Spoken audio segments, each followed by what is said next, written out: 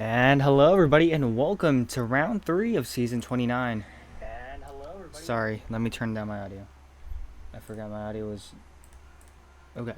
Alright, let's start that again. Hi, everybody, welcome to season 29. We're here tonight back in Chicago after a road trip, a one-game road trip to Honolulu, where your Ravens won 6-3 in 9 innings. Let's talk more about it. So, Wednesday night. I know it says last night, but it was really Wednesday night. The Ravens beat Honolulu 6-3, final in 9. It was Leonidas leading the way, the starter for the Ravens, going 7 innings strong, giving up 13 hits, 3 runs all earned, and 4 strikeouts. He did have an ERA of 7 coming into that, but he's now lowered it down to 4.5. And for the Heat, they put in their starter Kremlin, who also went 7 innings strong. However, he gave up 10 hits and 6 earned runs, but struck out 4 as well. And he now has an ERA of 7.7 and has received the loss for the game. That is his first loss of the season. And the save, it was RyGuy, who went 2 innings strong, giving up 1 hit, no earned runs, 2 strikeouts, and has an ERA of 0. That is his first save of the season. So let's talk about some of the scoring plays. I'm getting a lot of pings. Sorry about that. Where was I? Oh yeah, let's talk about some of the hitting stats for your Ravens offense against the Heat pitching. So in round 2, the Chicago Bats put up 10 hits, 1 home run thanks to Anoma, 6 runs plated, 7 strikeouts, 0 walks, 0 double plays, and 4 left on base. Let's talk about some of the scoring plays. In the bottom of the first, it was Mellon, who grounded into a 4-3 fielder's choice, which allowed Krem to score. In the top of the second, Lucy lined a double into left center field, which allowed Notre Dame to score, tying it up at 1. After that, Anoma doubles, which allowed Lucy and Raga to score, make it 3-1. Chicago. However, Honolulu would fight back in the bottom of the 5th inning. Kremlin would send a solo shot to center field, making it 3-2 in favor of the Ravens. And then in the bottom of the 5th, Bad Vibes tied it up with an RBI single to make it 3-3. In the top of the 6th inning, however, Lucy came through the clutch again, lining another double, which allowed Notre Dame to score, and RyGuy grounding to a 5-3 fielder's choice, which allowed Bunny to score. And finally, in the top of the 7th inning, Capital would homer, making it 6-3, and that was your final score. The Ravens were unable to touch the bullpen for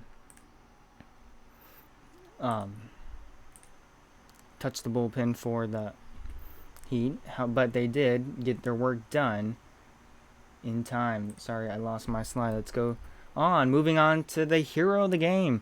One might say it's the hometown hero, or better known as Lucy. She went 2 for 4 with 2 doubles, 2 RBI, 1 run scored, 1 strikeout, and now in the season it's batting .429 and now 2 for 4 with runners in scoring position, and increases her total RBI in the season to 2.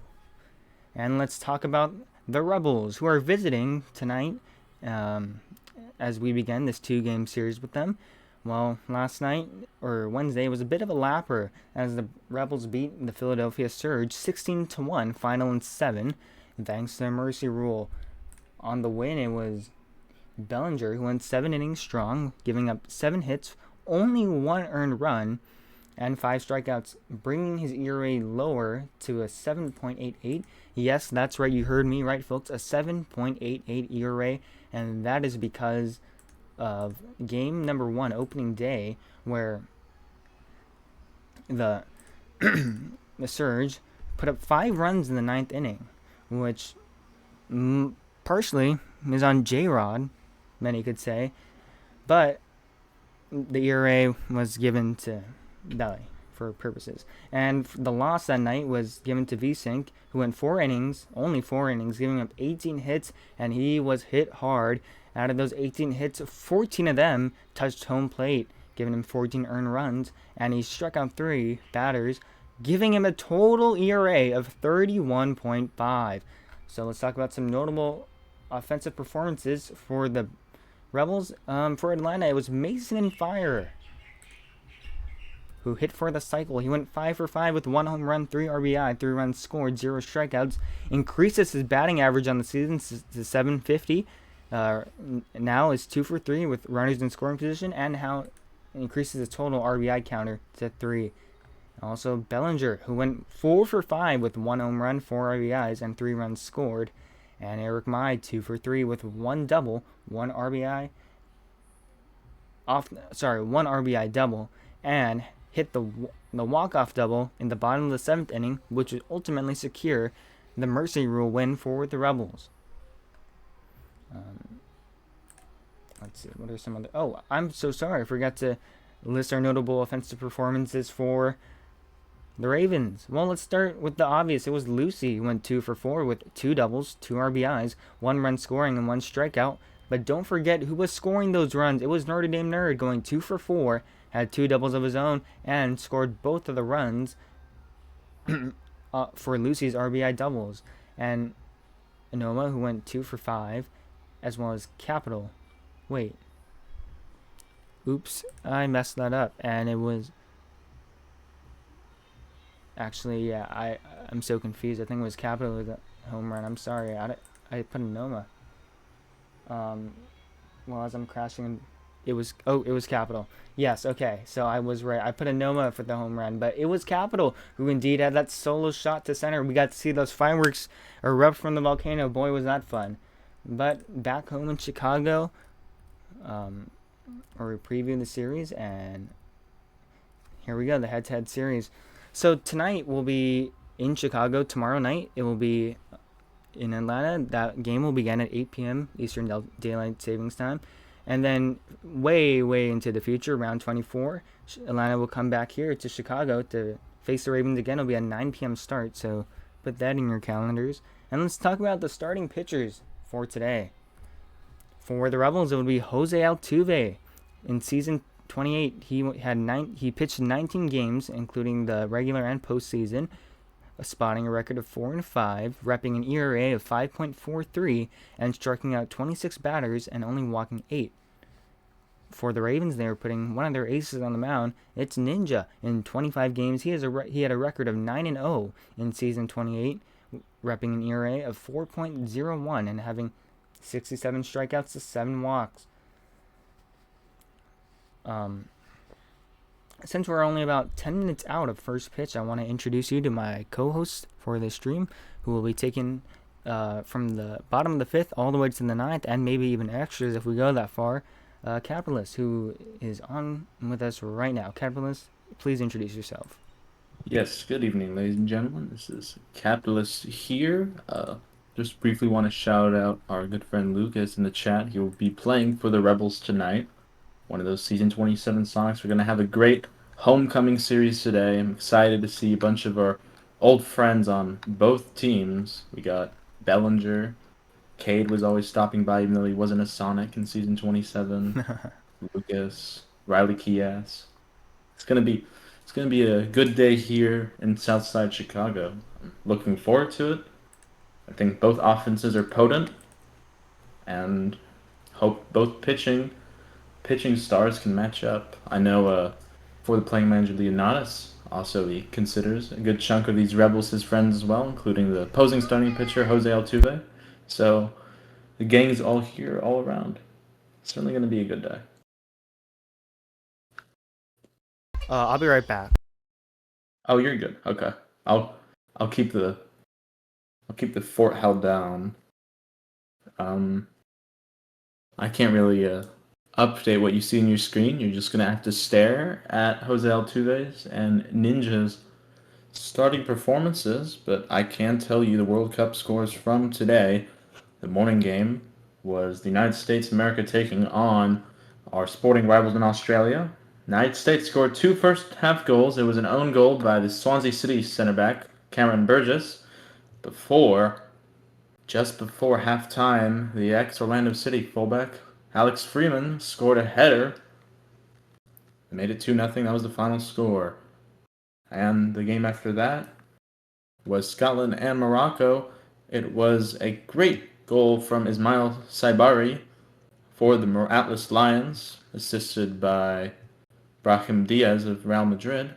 That was the only goal. Scotland fought hard and was very valiant in defeat. It ended up being a 1-0 victory for Morocco. Other game going on right now. It's the 18th minute of play. Brazil and Haiti. There is no score.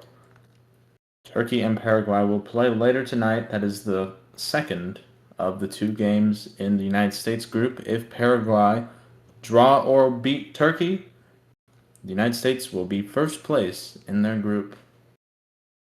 Well, let's move over to the sport we're playing today. That's Major League Baseball. And then after that, we'll discuss the scores from across the Roblox Diamonds.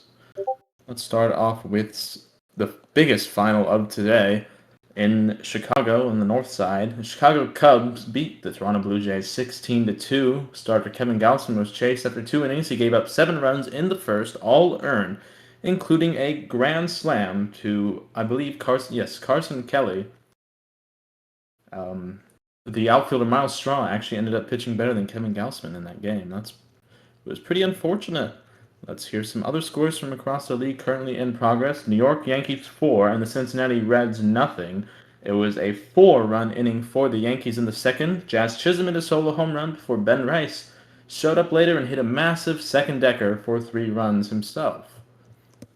In Tampa, it is the Washington Nationals visiting the Tampa Bay Rays, excuse me. Washington jumped out to a 1-0 lead and then a 2-0 lead, but Tampa pegged them back in the bottom of the third, scored 3 there on a Jonathan Aranda homer, and currently lead 4-2. In Miami, it is dead set at 2-2. San Francisco Giants taking on the Miami Marlins. Owen Cassie hit a solo home run. That's the biggest hit of the day there. Some other scores in progress. It is Detroit leading the Chicago White Sox 4-3. Kerry Carpenter with a 2-run double, the biggest hit there. In Atlanta, it's Jacob Mizorowski holding on to. Oh, I just got an update. It is now 2-1 Atlanta. Jacob Mizorowski was holding on to a 1-0 lead here in the bottom of the sixth. Appears Atlanta has just scored 2 off a bases loaded hit. Then in Texas, it's a bad day for both starters. San Diego has scored 5 in the top of the first, and the Rangers have scored 6. So, very interesting. In Houston, it's the top of the third, a much lower scoring game. Astros leading 1-0. Isaac Perez with the first inning RBI single there. In Kansas City, Cardinals leading the Royals 2-0. Ivan Herrera with an early RBI single there. And in Colorado, Pirates and Rockies, 0-0. Only an inning has been played. Your 2 games later today are the Minnesota Twins playing the Diamondbacks. Be another good start for Michael Soroka, the Diamondbacks ace. And in Los Angeles, it's going to be the Baltimore Orioles and the Los Angeles Dodgers. That's going to be 2 hard-hit pitchers. What's his name? Trey Gibson for the Orioles and Roki Sasaki for the Dodgers. So let's quickly take it over to the 2 games in progress right now in HCBB. It's in this first game, Hidaiko Nippon Han Fighters are trailing the Chicago Breeze 8-2. They are playing with 7 of the losing team, Hidaiko there. So it's the Hidaiko 4th. And in server 3, wow. I had just left this game before our show started, folks. The Arizona Firebirds were leading 7-0 after scoring, I believe it was 5 runs in the 4th inning. The Doosan Bears are actually leading 9-7 there. It is the Arizona 5th inning. So, as we wait for the first pitch here, not really anything else left to cover. Morgana, what's new in the neighborhood with you? Oh, what's new in the neighborhood with me? Well, before we turn it to me, let's turn it to our player manager, Leonidas. So right now, folks, he's in a bit of a slump. Opening day, he went 1 for 4, scoring once. Wednesday, he went 0 for 4. Yikes. That makes him 1-8 on the season, batting 125, but this season is still young. However, it's a trend that we have been seeing since season 27. If we look at this, in season 27, he went 0 for 4 on opening day and 0 for 1 on... 0 for 1... No, 0 for 4 on opening day and 2 for 5 on the second game, but then he came back 2 for 4 and the game following. In season 28, he went... I should have this up. But he went 0 for 4 on opening day, and then the second game he went 1 for 5, and then the third game he went 3 for 4. Uh, I don't know. I don't know if this is a pattern or whatnot, but he always starts slow the first two games. You've seen it. We've seen it. Um, he's gonna get out of this slump. He's gonna go on a hot streak, but that's something I thought that was interesting. How he always starts the first two games of the season for the past 3 seasons. It's been kind of slow, getting into the swing of things again, and then once he has a good game, that whether it's that third or fourth game, he snaps right into it, and he's on fire. And breaking news, everybody. So that infographic that you see that Ninja was starting is now incorrect. In fact, he has back tightness, so it will be Sicaro. Holy smokes. Well, would you look at that? I have no backup graphic for that. So instead, I will indulge you with um, some Sicaro stats. Sicaro hasn't even played a game this season. Yeah, this Oh. is his first time pulling up to the ballpark for Chicago. I will say he is a season 27 Sonic. We've seen a lot of Sakaru. He got picked up mid-season, and he performed well down the stretch, both pitching and hitting.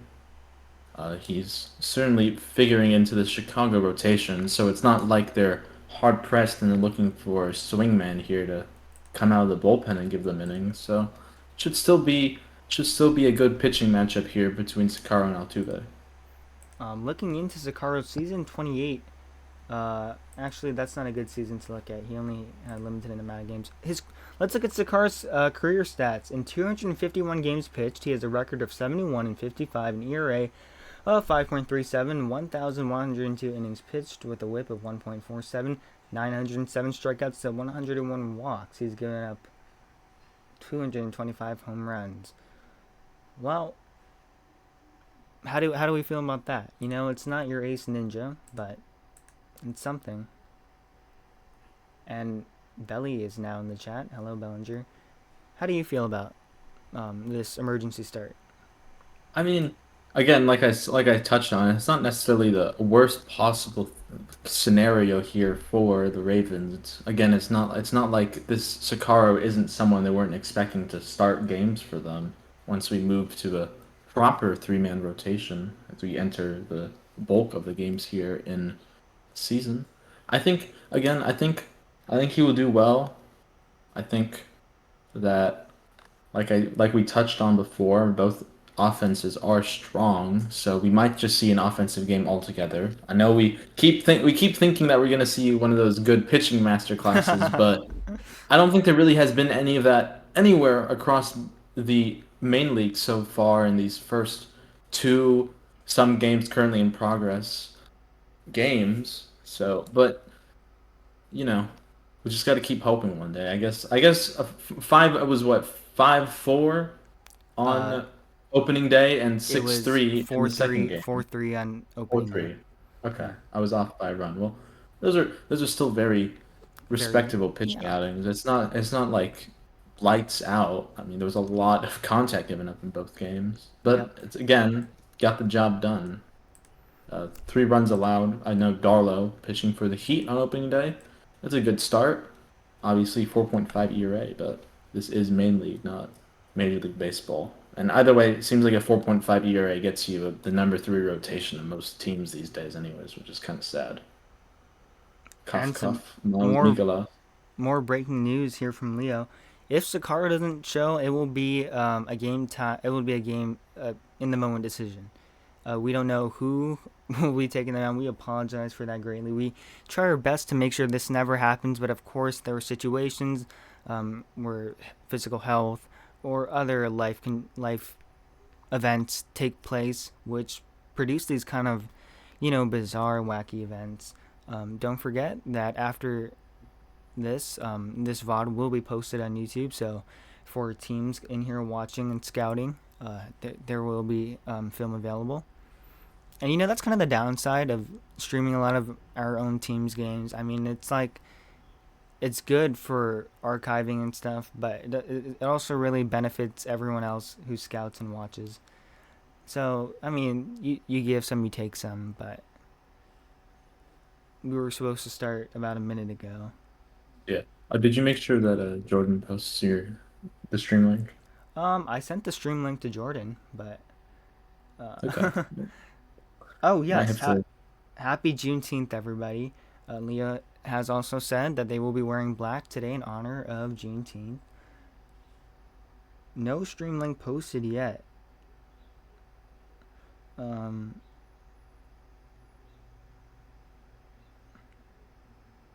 there might not be a stream link posted, but no, I sent it to him, so he should And you post it. put the teams in this time, I right? put the teams Like in. like the last two. Yeah. And Okay. I pinged him too. It's not.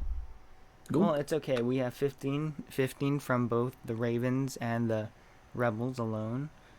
Um, I hope he pings us. Oh, I mean, he's. No, he's not in the game right now. His game starts in. Oh, now he pings it. Okay. Okay. Are we? Oh, he posted it. Okay. Yeah. Perfect. See, he heard us. He heard us complaining. Well, Thank you, Jordan.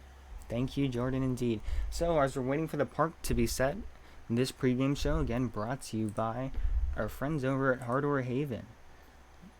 Um, And if you have a hardware need, well, good thing our friends at Hardware Haven can help. In business since 1977, Hardware Haven has been successfully serving customers for almost 50 years and can help you with your next home project. Call their number or stop by and say hi at one of their 3 locations in Tacoma, Auburn, and Kent. Hardware Haven, customer first.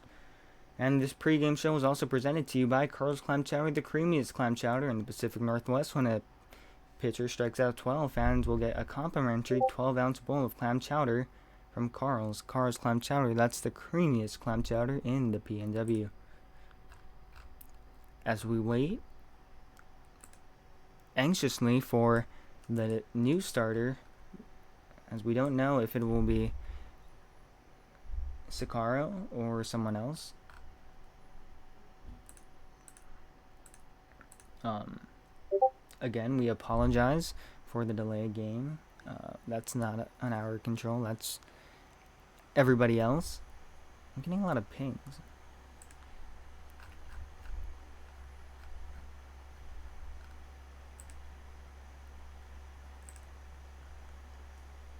And yes, our friends over at FTN are making their debut after stepping away and doing a lot of racing lately.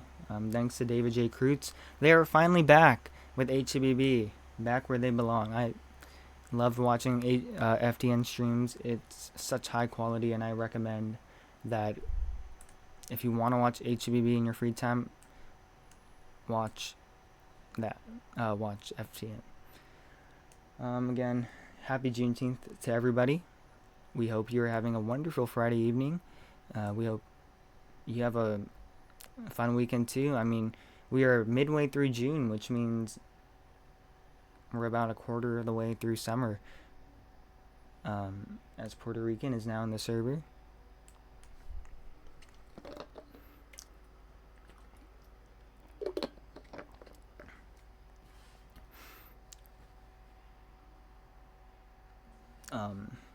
I don't know. I don't know what to talk about. I mean,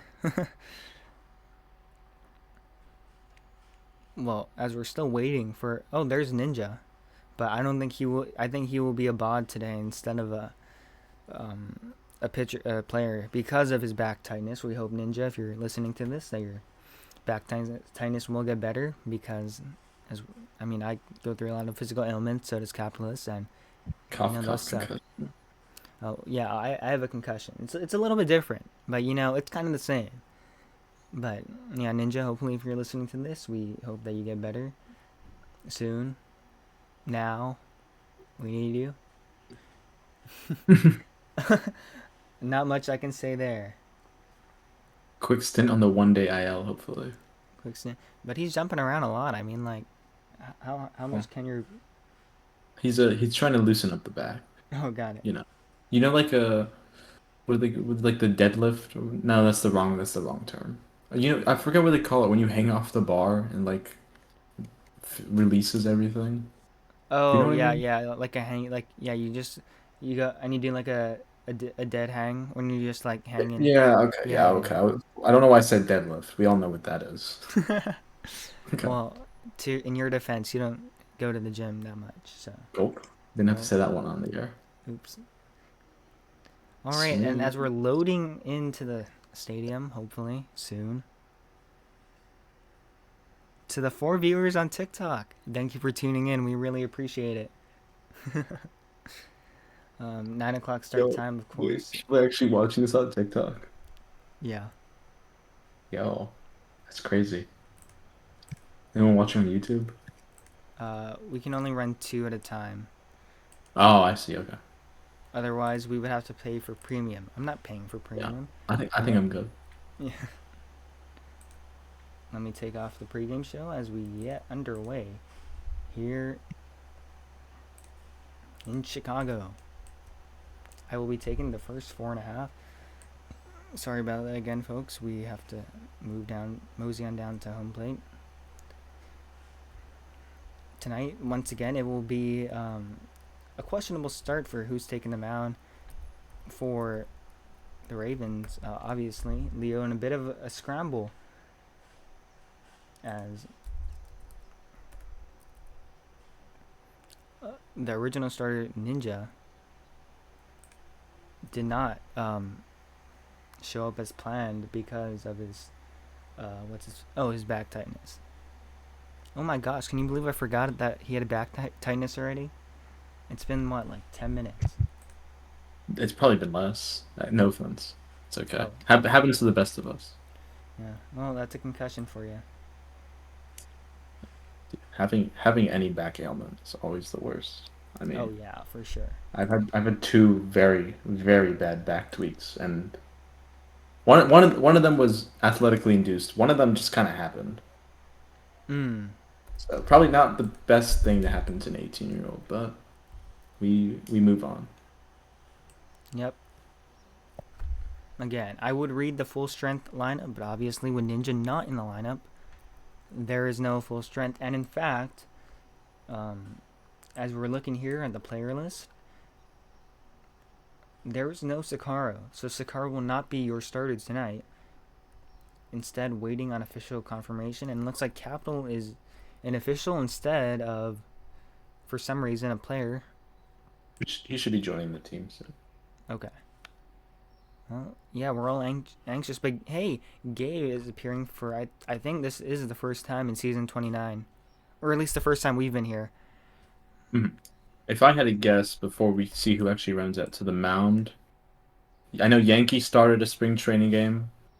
RyGuy is pitched in relief, and he's not here, but Settler is pitched in relief. For some reason, it looks like it might be... It's Nxnjahh. Okay, so we lied to you once more. We were told it wasn't Nxnjahh. Now it is Nxnjahh. What's happening? I don't know. So apparently it is Nxnjahh. We apologize for the confusion. Let me make sure my Roblox volume is on. And now we're ready to get underway. The first pitch on the way is in their first strike. And we're underway. Welcome to Ravens Baseball, everybody. Morgana's alongside Capitalists here for Game 3 of Season 29. Mound visit immediately. Uh-oh. What could this mean? Capitalist, can you read the Roblox chat and also the other... Yeah, I got you. It's just a lot of fanning of Random Ivory over and over again. Yep. The set and the 0-1 pitch. Swinging, there's a fly ball hit out to left center field. It's in the gap. Alitsky is over to make the catch. 2 pitches and 1 away here in the top of the first. And that'll bring up the assistant manager Bellinger, part of the Season 27 Sonic squad along with Leonidas. He was a big time factor. The first pitch on the way to Belly. Check swing. It is outside. Ball 1. So 1-0 here on Bellinger.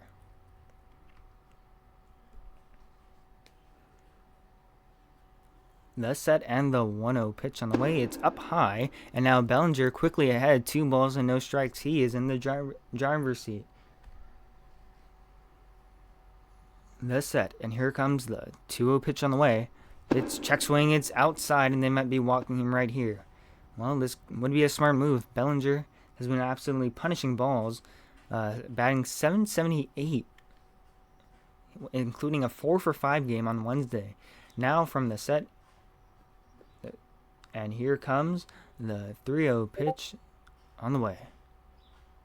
Swinging, there's a fly ball laced down the right field line. It is a fair ball.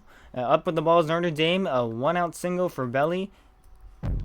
And here comes Jose Altuve. And my audio was on. I didn't even realize that. Oops. So the pitcher for the Minnesota Blizzards. YouTube. Oh, yeah. The pitcher for the Minnesota Blizzards tonight is Norris. Came in as Altuve grounds one right to Yankee at third, and that will be a double play. I'm sorry, my thing had a huge lag spike right there. I might have to close some things on my computer. Oh, that's not you. The Roblox servers are all lagging. Okay.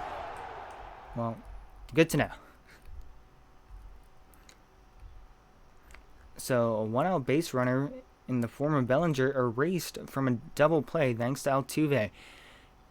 Good turn by Yankee, and that's the first double play of this ball game. And you know, for some reason, this Ravens fielding, especially the infield, has been very strong this season. I think you and I can both agree.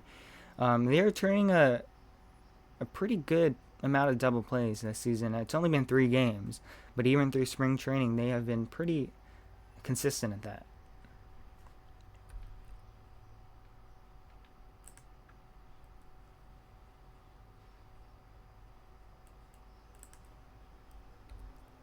So everybody wearing all black in favor or in honor of Juneteenth today, as Altuve takes the mound. 4-5 in season 28. The first pitch on the way to Nxnjahh. Here she comes. It's up high, ball 1. So 1-0 on Nxnjahh.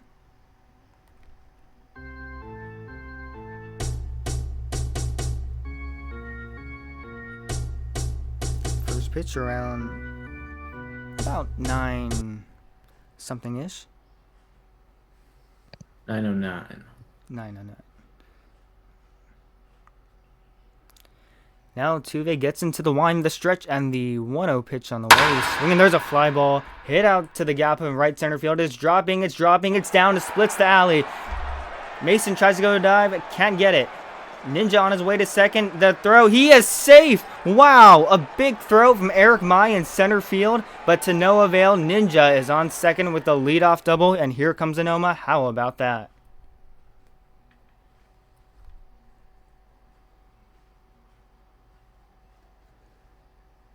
Altuve steps off the mound, didn't like what he saw there. Infield alignments coming to you shortly.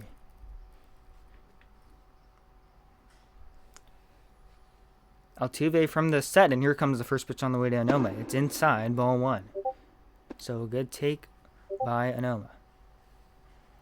And taking the mound for the Baltimore Ospreys, it will be Pipestone. Or no, it will be Wham. I'm sorry. From the set, here comes the 1-0 pitch on the way to Anoma.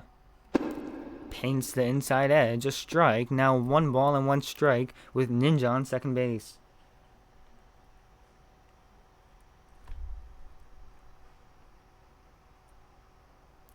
From the set, here comes the 1-1 pitch. Swinging a ground ball, foul. Now 1 ball and 2 strikes, and the lag has been absolutely horrendous today.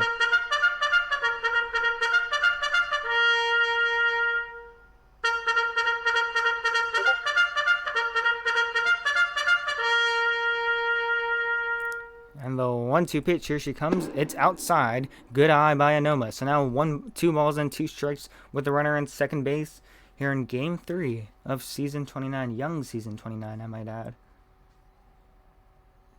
And here comes the 2-2 pitch. Up high, ball 3. Now full count. Anoma has really been battling this game, this at-bat. And now looking to put something in play to maybe advance Nxnjahh. Let's stretch, and the 3-2 pitch, here she comes. Swinging, there's a fly ball, or pop-up right to the third baseman. Nxnjahh will have to stay at second, as Go Yankee will come up. Where is Go Yankee? Oh, here's Yankee. Sorry. Couldn't find him there. Anyways, Yankee steps into the box, batting .250 this season. Altuve disengages from the mound. So, a leadoff double by Nxnjahh. Yankee trying to bring it home the mail right here. Can he do it? From the set, here comes the first pitch on the way to Yankee. It paints the inside edge, a strike, 0-1.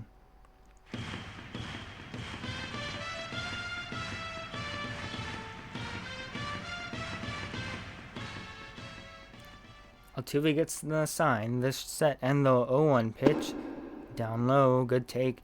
So now one's across the board. 1 ball, 1 strike with the runner on second base and 1 away. Here in the bottom of the first, we're tied, still at 0. Yankee looking to put the first run on the board for the Ravens. A set on the 1-1 pitch. Here she comes. It paints the outside edge. A good pitcher's pitch. Now 1 ball and 2 strikes. Altuve looking for that K right here. Yankee trying to dig deep and really get a base hit.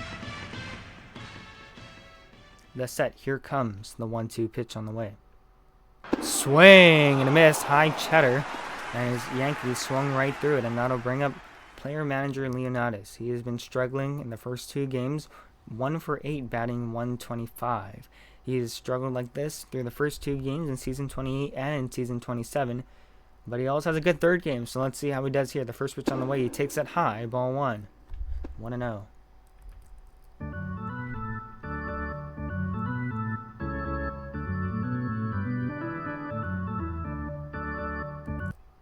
Let's set in. Here comes the 1-0 pitch on the way to Leo. Swung on and belted deep to left center field. You can kiss it goodbye. It is long gone.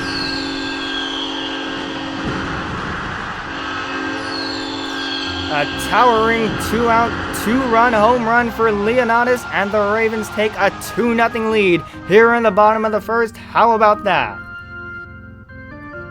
Well, usually the announcer's jinx upsets a player's performance. This time we've been talking about it non-stop about how Leonidas slumps in the first games before he goes on a tear for the rest of the season, and I think he might have broke out of it right there. What a swing and what a drive. Here comes Orek. Altuve has an updated ERA of 27 now. The first pitch on the way to Orek. Here she comes. It's up high and inside for ball 1. So 1-0.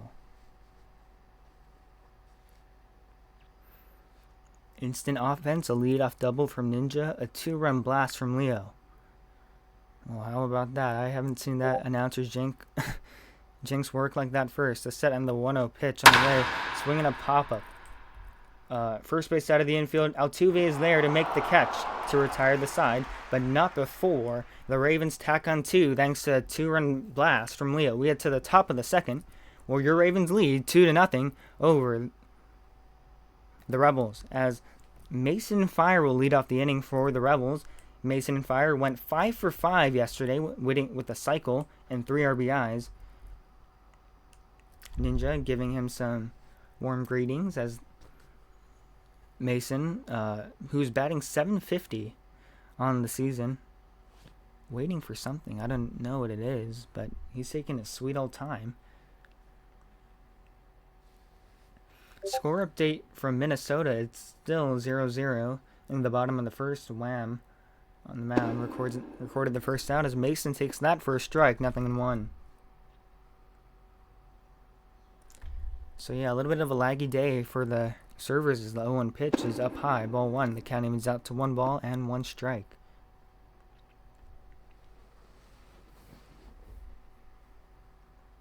From the stretch, here comes the 1-1 pitch on the way. Swing and a miss. Now 1-2. Ninja good pitch to disrupt Mason's rhythm. Looking for the K right here. We want some clam chowder. Ninja gets the sign from Lucy, the stretch, and the 1-2 pitch on the way. Inside, ball 2. Barely missed that inside edge, but it was enough to be called a ball. So now the count evens out to 2 balls, 2 strikes on this blazing batter, Mason and Fire.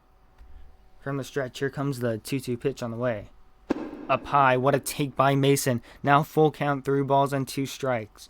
Mason has battled himself back all the way, and now looking to put something in play right here. From the stretch, and here comes the 3-2 pitch. It is swung on and missed. Oh, a battle from Mason, but Ninja gets the best of it. 1 away here in the inning for BDF.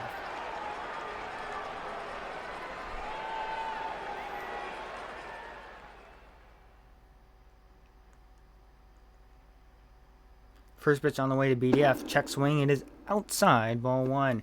Update in Minnesota. A 3-run home run lifts the Blizzards up 3-0 here in the bottom of the first. from the set, and here comes the 1-0 pitch on the way. Swinging, there's a fly ball launched into the gap in left and center field. It will drop in front of Anoma, a base hit, the cutoff man at second, and now a 1-out single once more for the Rebels. And here comes RyGuy, the PM for the Chicago Ravens in Season 8 of IPU. Unfortunately, they fell short as the Miami Sharks won it all. RyGuy had the walk-off double on Wednesday night against the Philadelphia Surge to secure that mercy rule as he takes that first pitch a strike, 0-1. So BDF at first base with one away. RyGuy represents the tying run.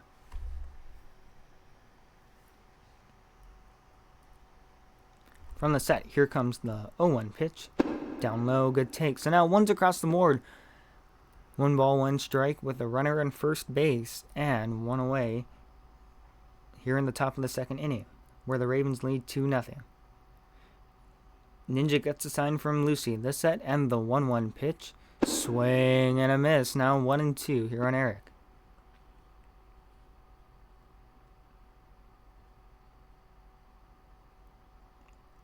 Nick, if you're watching this, I have no clue how to do it on TikTok. I will give it to you soon. Here comes the 1-2 pitch. Swinging, there's a ground ball. This could be 2. Nope, it was 2 weakly hit. Instead, they will get only the out at first base. So, fielder's choice advances BDF to second base, so there's 2 away for Fade Eli.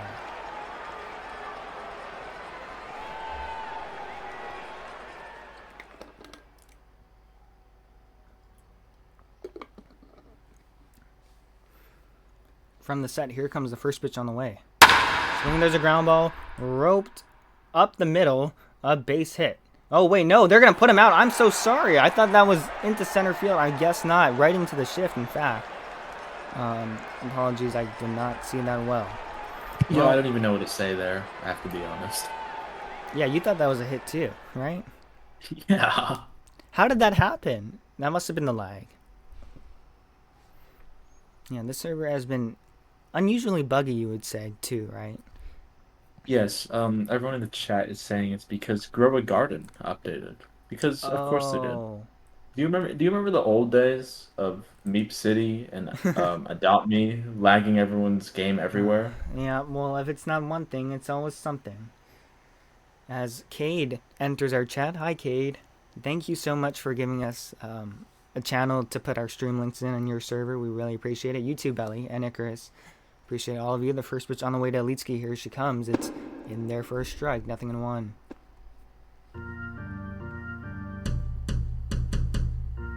So we're in the bottom of the second inning. Ravens up 2-0 thanks to a 2-out, 2-run home run from Leonidas. From the stretch, here comes the 0-1 pitch on the way to Atl Chr. Swinging, there's a fly ball launched into the gap in left and center field. That's dropping. It's down, a base hit. In fact, up with the ball will be RyGuy. The throw into second, and a leadoff single for Atl Chr. Next up's a Notre Dame nerd. He's batting .571 so far, and in Wednesday night he had 2 doubles and scored twice thanks to 2 more doubles from the catcher Lucy. So Atl Chr on first. Ravens looking to pour on more runs right here. The stretch and the first pitch on the Notre Dame. Swinging, there's a fly ball hit out to deep left field. It is dropping it down, a base hit. So again, Notre Dame finds that left center alley, and he has another double, his 3rd double in the last 2 games. How about that? And up steps the catcher Lucy. Boy, did she have a night on Wednesday, hitting 2 RBI doubles. And man, oh man, if she could get another one right here, that would be big for these Ravens. From the set, here comes the first pitch on the way from Lucy.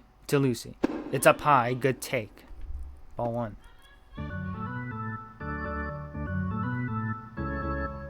Lucy calls time as she steps off the box to adjust the gloves.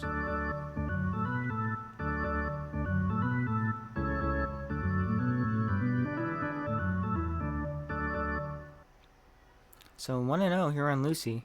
Runners on second and third, yet nobody out. Lucy looking to make Altuve pay. The stretch and the 1-0 pitch.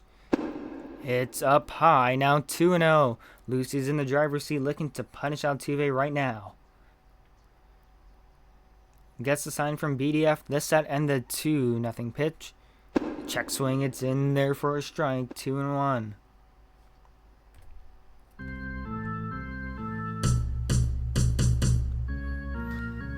Lucy looking to put anything in play. A sac fly brings home a third run. From the set, here comes the 2-1 pitch. Swinging, there's a fly ball launched out to right field and foul. I'm sorry, follow ball was on. I do apologize for that. One of my key binds for voice mod that is now closed. I can't find it, and well, we're gonna have to deal with that later. From the set, here comes the 2-2 pitch. It's down low, now full count. Here for Lucy. 3 balls and 2 strikes, and again, sorry about that, Nick. We apologize for the ads. And everyone else who has to experience ads, we do not know how to control that. We have been trying to. We literally have a snooze button on our dashboard. That does not work. Here comes the 3-2 pitch. Swinging a pop infield. Altuve's under it. He is there to make the catch, and there's one away here in the inning. And that'll bring up I'm pretty sure the second baseman for today. They were making their season debut. Stepping into the box, they are the 9-hole. So turning it over, and it'll be Nxnjahh after this again.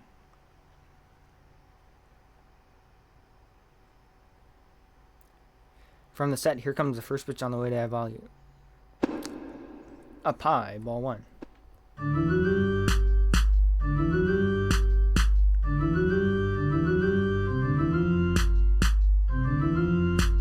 So runners on second and third. Here comes the 1-0 pitch. Swing and a miss, and 1-1.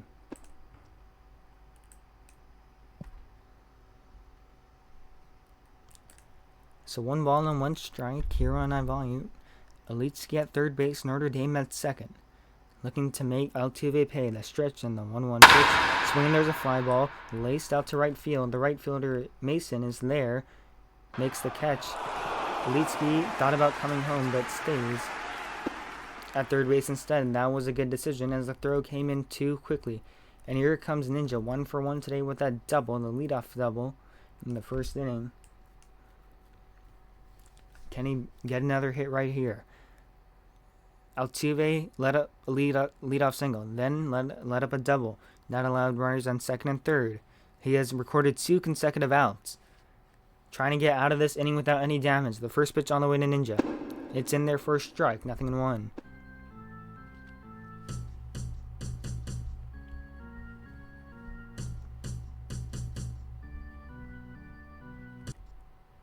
Now Altuve gets to sign the set and the 0-1 pitch. Here she comes.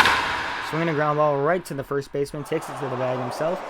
Runners on second and third with nobody out and no one comes home. We get to the top of the third inning where your Ravens lead 2-0. As that'll bring up 1,000K. Wait, I do not have their AOFN is what's on the back of the jersey. As Sakaro has showed up. Oh, so Sakaro coming in for the first time this season.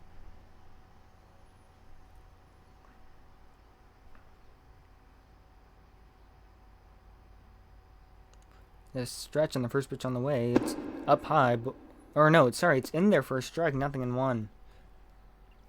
We're in the top of the third inning where your Ravens lead 2-0 thanks to a 2-run shot from Leonidas. The 0-1 pitch swung on and missed. Now 0-2 here on 1K. Looking for the punch out is Nxnjahh. Gets a sign from Lucy from the stretch, and here comes the 0-2 pitch. Swinging a pop-up infield. It's dropping. Up with the ball as the first baseman. Steps in the bag. It'll be 1 unassisted. Here with 1 away. And that'll bring up Matthew. Was playing some FRBL with him yesterday. He didn't like one of the calls. Unfortunately, didn't have a clip to challenge that as he takes a big swing and a miss. 0-1.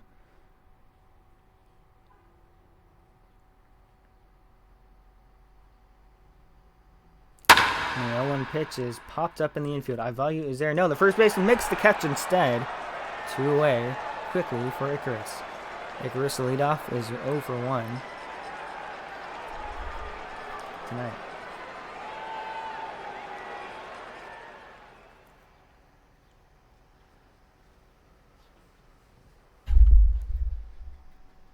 So Nxnjahh looks in, gets the sign from Lucy, the stretch, and the first pitch on the way to Icarus.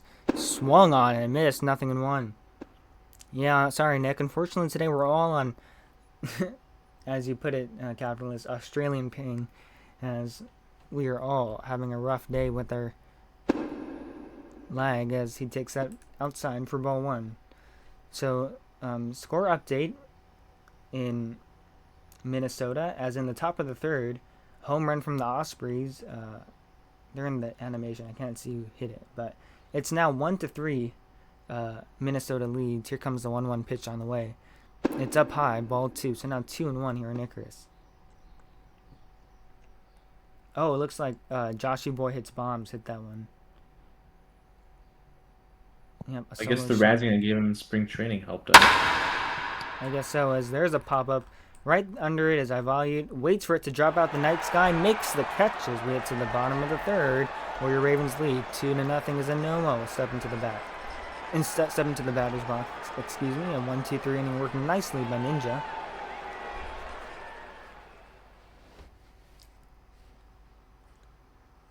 If you're wondering who's streaming the Minnesota game, it is FTN. Jerry on FTN streaming the game today. The Baltimore-Minnesota game. But if you're here with us in Chicago, we gladly appreciate that. Infield and outfield alignments will be brought to you by Capitalist soon. Anoma takes that high for ball one.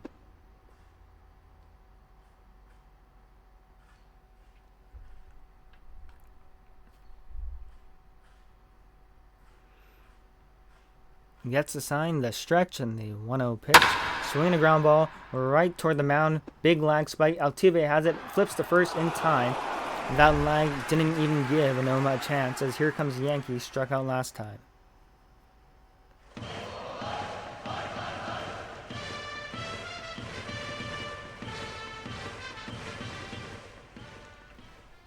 Altuve gets the sign, the stretch, and the first pitch on the way. Swinging a line drive down the left field line. It's fair, and it's down. Up with the ball is the left fielder. The toss into short, and a one-out double here for Yankee. As that will bring up Leonidas. Mashed a 2-run home run his last time up. Looking to do it one more time, like we said. He has been struggling in the first two games of the season for the past three seasons. Season 27, season 28, and now season 29 in the third game for those two seasons. However, he seems to turn it around. Let's see if he can turn it around one more time right here in the stretch and the first pitch on the way. Swinging, there's a fly ball. Hit out to right field. It drops in. A base hit. This might be Yankee out at second because of the lag. Well, you'd have to imagine if there was no lag, that would have been a base hit for Leo. Instead, it's a very, very long fielder's choice, I believe. Here comes Oric, 0 for 1 today. Oric playing first base as Capital is the official for tonight.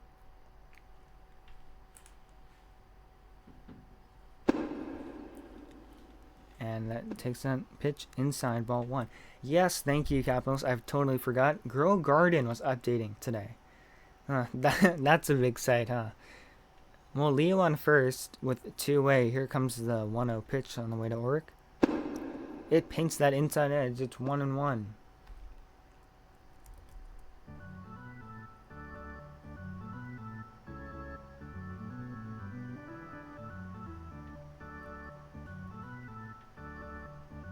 Altuve disengages from the mound.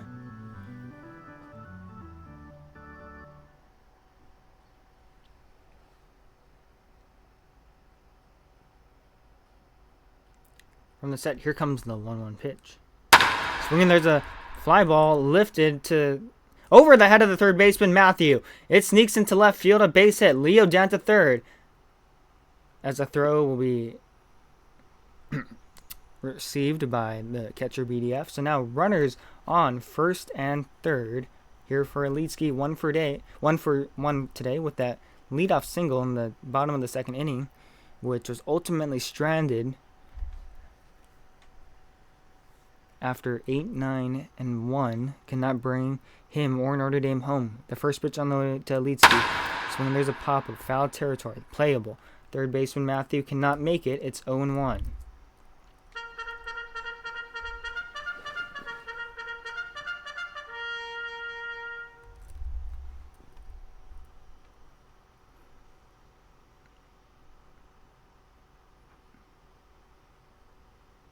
Altuve gets the sign. From the wind and the 0-1 pitch, it's up high. Good take by Alitsky. So now 1-1 with the runners on the corners. Here with two-way, we're in the bottom of the third inning where your Ravens lead 2-0, thanks to Leonidas on a solo and a 2-run shot in the bottom of the first inning. Well, Altuve gets the sign from BDF and the 1-1 pitch. It is a strike. It paints that outside edge now 1-2.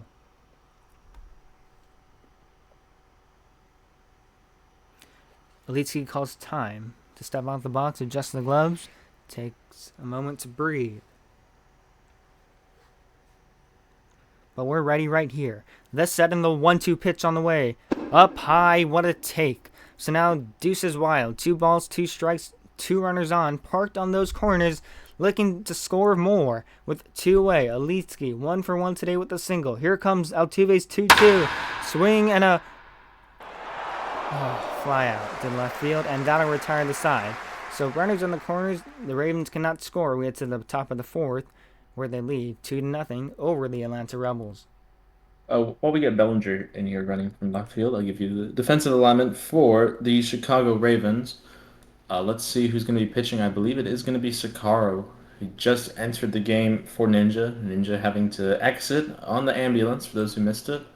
That back tightness got to him. He tried to pitch through it. But anyways, before we miss too much of this inning, outfield left to right, Anoma Alitsky, who Dolphin Times tells me first Millball taken in the draft this year, and Notre Dame.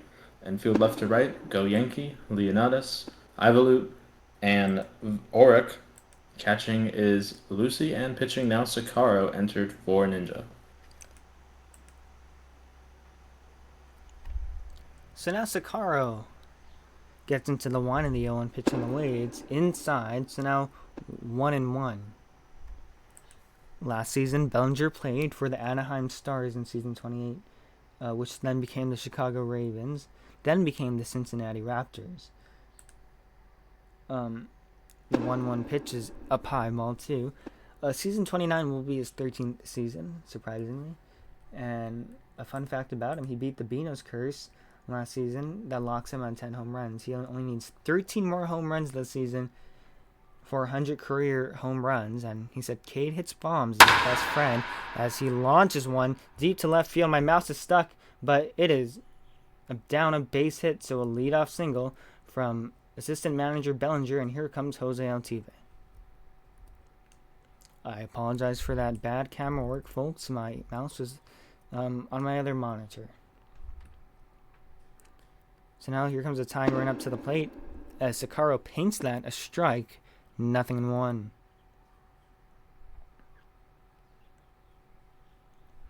Altuve was a member of the season 27 Sonics only for a couple of days before being traded away as the 0-1 paints the outside edge, now 0-2. Sakaro looking to either turn 2 or get the strikeout right here. He gets the sign from Lucy, now from the set, and here comes the 0-2 pitch. It's inside, a good take by Jose. Now 1-2 with Bellinger at first.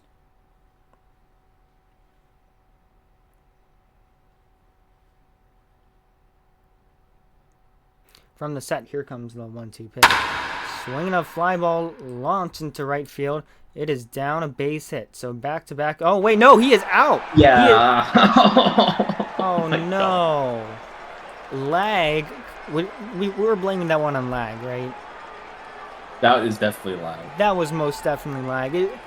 If you're at home, you can mark that as you can put internet because that was an error on the internet.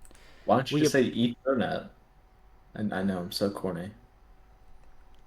Anyways, the first pitch on the way to Mason, it's inside. What? Kaz is rating me with a party of 2. Welcome, Kaz. We apologize for that lag spike. Again, that is not in our control. That is Grow Garden. Apparently, they didn't have an update, but ball 2. There are more bots today or something. I don't know. Can you explain that to me, Capitalist?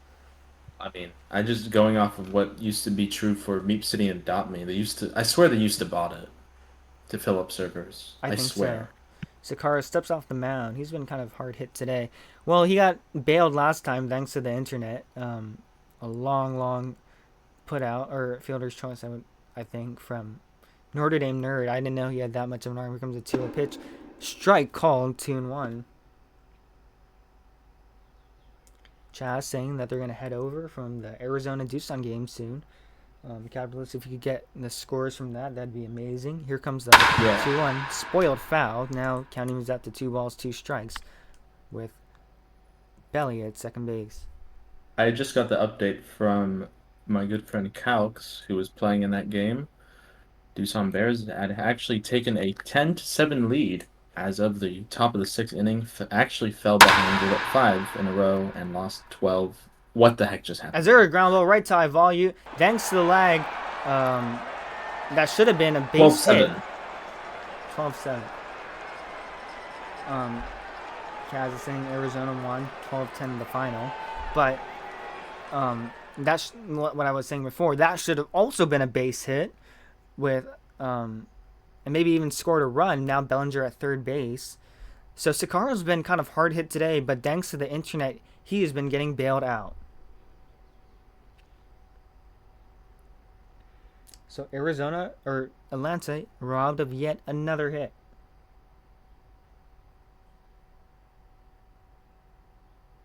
Here comes the first pitch to BDF. It's inside and up high for ball 1.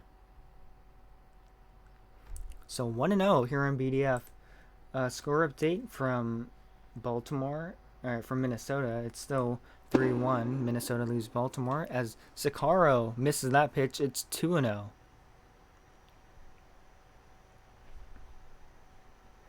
BDF calls time, dances around in the box, does a little Soto shuffle.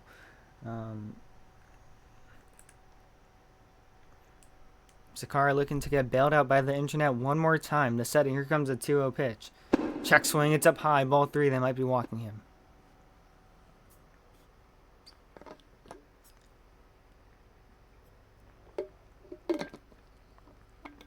From the set and the 3-0 pitch, it's inside, ball 1. So that is the Chicago pitching staff's first walk of the season, and that'll be given to BDF. What an honor. As up steps Eric Mai, 0 for 1 today. First pitch on the way to Eric, swinging a pop up infield. Right there is Oric to make the catch and retire the threat. So Bellinger was 90 feet away from scoring as we get to the bottom of the 4th inning, where your Ravens lead 2-0. While everyone comes out to the field, we'll give you the defensive alignments in just 1 second. I'm filling in. There's been a new substitution in the Atlanta order. Okay. Outfield, left to right. Bellinger, Eric Mai, and Mason Fire.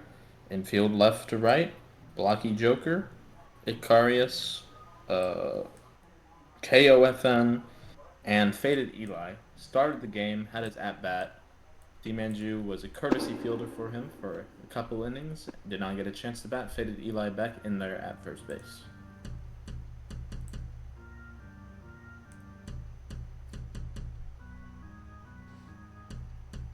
Here comes the 0-1 pitch on the way. It paints that inside edge for a strike. So now 0-2 here on Notre Dame. Notre Dame has been hot. Sorry. Catching BDF and pitching Jose Altuve. That's my bad. I knew I forgot something. Yeah, how can you forget, like, arguably the most two pitching guys as Notre Dame fouls that one back behind the screen. We'll do it again. No balls and 2 strikes.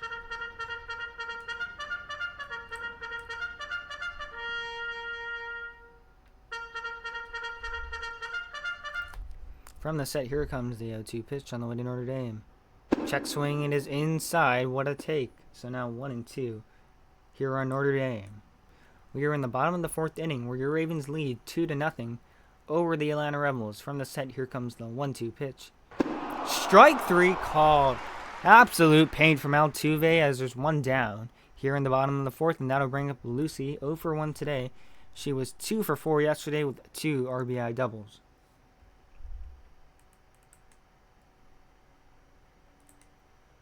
As Lucy takes that outside, ball 1.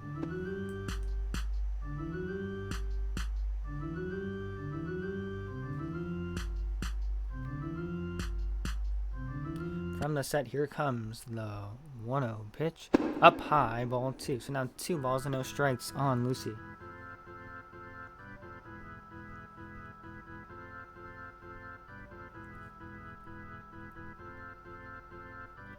And the 2-0 pitch paints that outside edge, a strike. Now 2-1. Altuve at 50 pitches through 4 innings. He's been pretty good.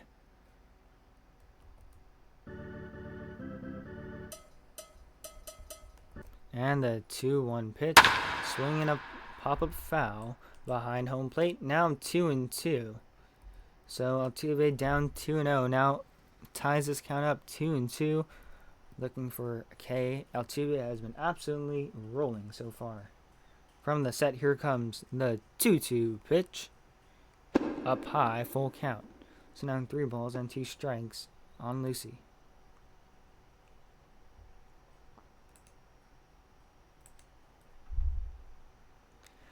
From the stretch, and here comes the 3-2 pitch. Swinging a foul ball. Oh, fly ball deep to right field. It is foul. That had the distance, pulled just foul, and it was almost gone. That could have been number 1 for Lucy. So we'll do it again. 3 balls, 2 strikes. As bench coach Malevolence has joined the game. Hello, bench coach Malevolence. What a welcome. Here comes the 3-2 pitch. Strike 3 called. A second straight K for Altuve as he mows down the first 2 batters he sees. And here comes Ivalue. 0 for 1 today. The second baseman made a couple of lucky plays thanks to the lag that assisted Sakaro and Ninja. Here comes the first pitch on the way to Ivalue. Swing, there's a fly ball. Hit to right field. It's down the line. If it's fair, it's fair. And it's a 2-out single. Mason and Fire will get the ball in quickly. As here comes the pitcher Sakaro, replacing Ninja, who was 1 for 2 today. BDF giving Sakaro some extracurriculars out there. Oh, wow. And he's giving him both sides of the bat today. Call that a switch hitter, I guess. Sorry, that was a bad joke. Yo! Might need to scrub that one out of the box. Here comes the first pitch on the way to Sakaro. Swing and a miss. Off-speed pitch got him swinging. So now 0-1 here on Sakaro. Sakaro didn't play too many games last season, but is a pretty tenured veteran. Here comes the 0-1 pitch. It's outside. Good take.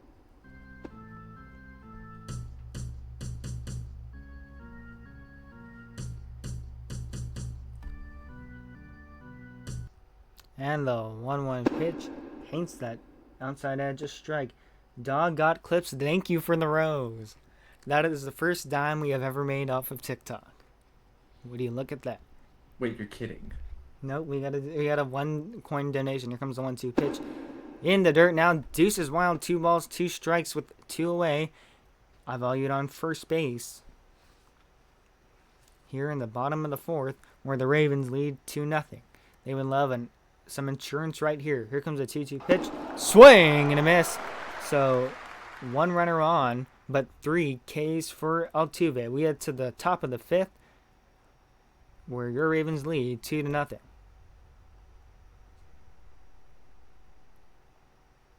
Nope, I'm so serious. We got a rose. So serious. So the first 10 cents we've ever made. Lucy going back to home plate. Sakara wants to talk about this for a little bit. And instead we will have Lucy having to go check on Yankee down at third base. We have a Sour Patch Kid army, would you say? We have Anoma in left. Yankee at third. Lucy behind the plate, strike 1.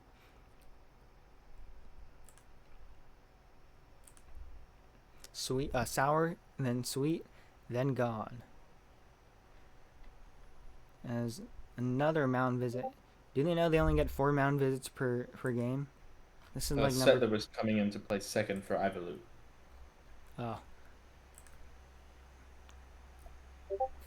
So defensive changes here. Here comes the 0-1. It's taken a strike. Now 0-2. Sakara looking for his first strikeout of season 29 right here.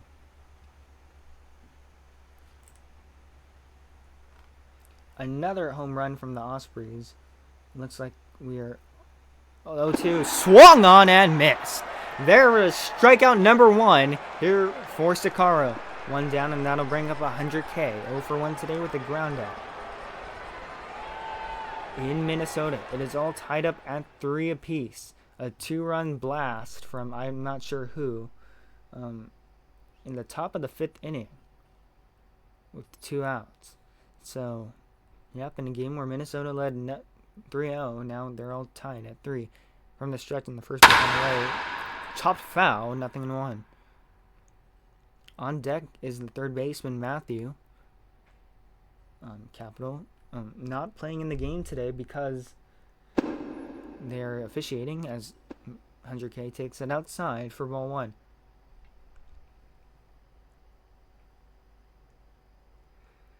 So 1-1. Here comes the 1-1. Swinging a ground ball. Right there is Leo. Scoops it up. Fires to first in time. Arranging play from the shortstop, Leonidas. And there's 2 down for Matthew.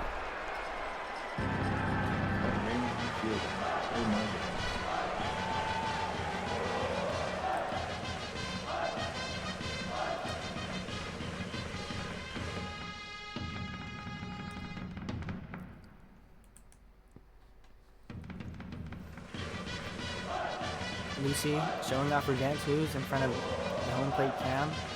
She's doing slashy dance too. Now points at the camera, waves at the camera, gets kicked off as Chr is ready to pitch right here. Gets the sign from Lucy from the stretch, and here it comes. Nope. I don't know what's going on. Oh, here it comes. The first pitch on the way. Swing and a miss. 0-1. Matthew, the back of his jersey says number 4 Taylor. I don't know what that means. But Because her brother passed away. As Matthew flies out to Notre Dame and right, as it's the bottom of the 5th, as Capitalist will take it away with the play-by-play. Yes, thank you very much. No runs, no hits, no errors, none left in the inning. Another first strikeout of the season for Chr. As we go to the bottom of 5th, the score is still Chicago 2 and Atlanta nothing. Once again, ladies and gentlemen, this is Capitalist speaking. I'll carry you the rest of the way on the play-by-play. Morgan, you mind doing the scoreboard? I've been a little slow. Oh, of course, yes. Yeah, just because I've just been a little slow with it today. Anyways, Jose Altuve steps back in. Gonna wait to see the fielding adjustments. Oh my goodness. Who is who? Oh, I know who that is. Okay. As Anoma takes ball 1. Anoma, 0 for 2 today, has started out the season very well. Ex-Edmonton Tuscan Season 8 IPU has been in the majors for a couple cups of coffee. He grounds out 1 foul. Out of play first base side. The ball was hit so foul, and Guarded has made the game lag so hard that it actually never reached foul territory. Well, either way, count even Stevens at 1-1. 2, 3, 4 in your order. Anoma, Go Yankee, and the Captain Leonidas. Get that fielding in just a minute. Here comes that 1-1 pitch. That is hit in the air. Right field. He's going to make that catch. Oh my god. Mason Fire just covered probably about a tenth of the outfield in 1 step. I'll make it 1 down here in the inning. So, up steps Go Yankee. 1 for 2 today. Singled his last time up in the 3rd. Struck out swinging in the 1st. Let's see. Rocky Joker has moved over from 3rd to 1st base. I need to see who's playing 2nd. That looks a little different to me. First pitch from Jose is low, I believe. Ball 1. KOFN still there. Vicarius has messed up my scorecard. He's put in a 4th substitution in a 7th position. Faded Eli has exited the game once again. Here comes a 1-0. And it's taken. And that's an even count at 1-1. So it is Vicky Roseanne. I wrote Vicarius by accident. Vicky Roseanne will play 3rd base. Entering the game here as a defensive replacement in the 5th. Count goes to 2-1 now. It's going to get a little difficult. Let's see, I can write it in here. So Faded Eli finishes the day going 0 for 2, and hopefully he never enters the game again, or I'm going to have a lot of issues. As Go Yankee belts that one left center field. That ball is going, and it is gone. First home run of this regular season for that slugging star Go Yankee. And that makes it a 3-0 ball game here in Chicago. This game has been quite the quiet one ever since that 2-run home run by Leonidas. In my humble opinion, RyGuy saying some choice words to the star batsman Go Yankee. Well, he certainly took his pitch well, and he crushed that one the opposite way. Brings up skipper Leonidas. 1 for 2 today with that 2-run home run. And, is it grounded? I guess it's technically grounded into fielder's choice. Right field to shortstop. Should have been a base hit. Yeah, we can't all be lucky. Is that is hit up the middle, and that took a weird hop, and that is a second out. Well, just like that 2-out Lo-Fi Gamer deleted Lo-Fi Gamer's message in the chat. Here is Auric. Auric is 1 for 2 today. He singled in the third and popped a pitcher in the first. 3-0 your score here in Chicago. Here's the pitch. Check swing, not go around. 1-0. Riley, you can work the scoreboard after this inning. Thank you. Here comes the 1-0 pitch from Altuve. The laboring lefty has been worked pretty hard in the count. That's hit towards shortstop, but Karius is there to make the catch for the final out of the inning.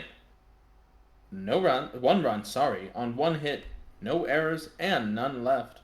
And we go to the top of the 6th, and your Mechanics Bank score is now the Ravens 3 and the Rebels nothing. I almost said Archers.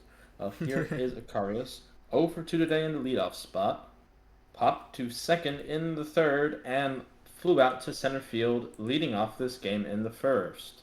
Sakara looking for his third inning of work. It's going to be 3 innings apiece for the starter Ninja and Sakara, assuming he finishes this. It could be a piggyback, and he could pitch that final 6 in a bulk relief role. We have yet to see. We do know that the Ravens have used a 2-inning save in both their victories in both of their games this year. As Akarius takes strike 1, low and in.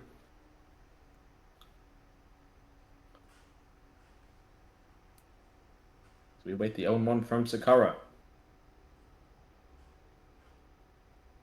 Here is the pitch, and it's in there, called strike 2.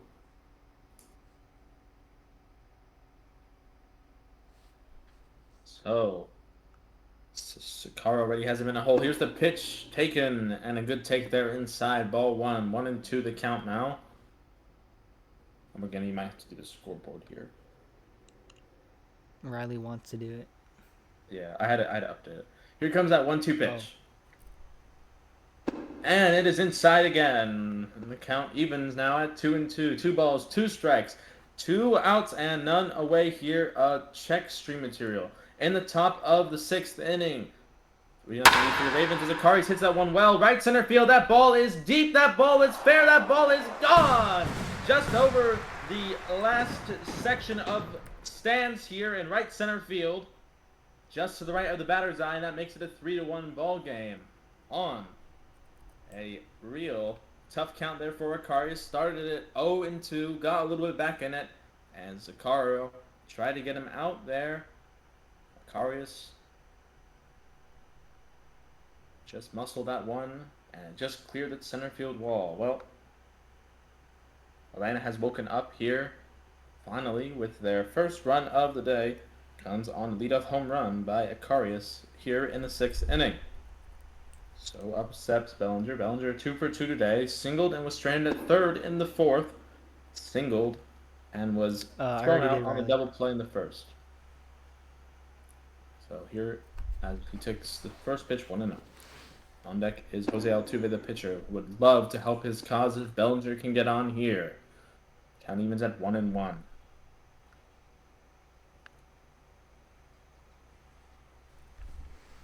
Here's the pitch. Outside, 2-1. Good take there for Bellinger on a perhaps uncompetitive pitch.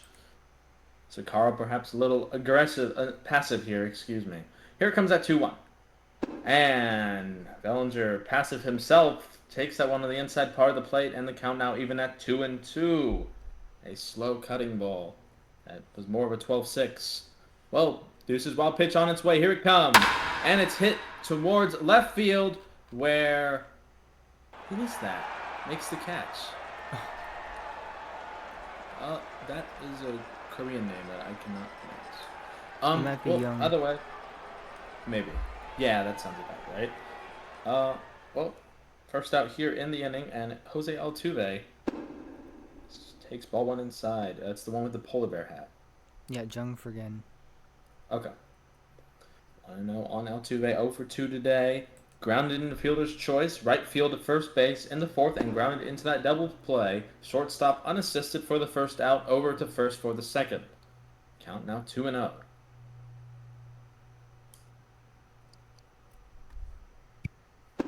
And that one gets the zone 2-1. Mason Fire on deck would be the tying run if Altuve reaches here. And the pitch. Foul, first base line, and it just bounces into the seats here in Chicago. So Deuces Wild here 2-2. Sakara looking for a second out here of the inning. Righty steps off. He didn't like the pitch. Mound disengagement here as back in steps Jose Altuve. Sakara, excuse me. Pitcher on pitcher here with only a couple more innings to go. Here's the pitch. And that's fouled into the Atlanta dugout, out of play. Count remains put at 2-2. So I'm going to assume Noma left because of the internet issues. As we wait the 2-2 pitch. Here it comes. And it's hit over towards first base. Ulrich makes the catch on the fly, and there is 2 down in the inning.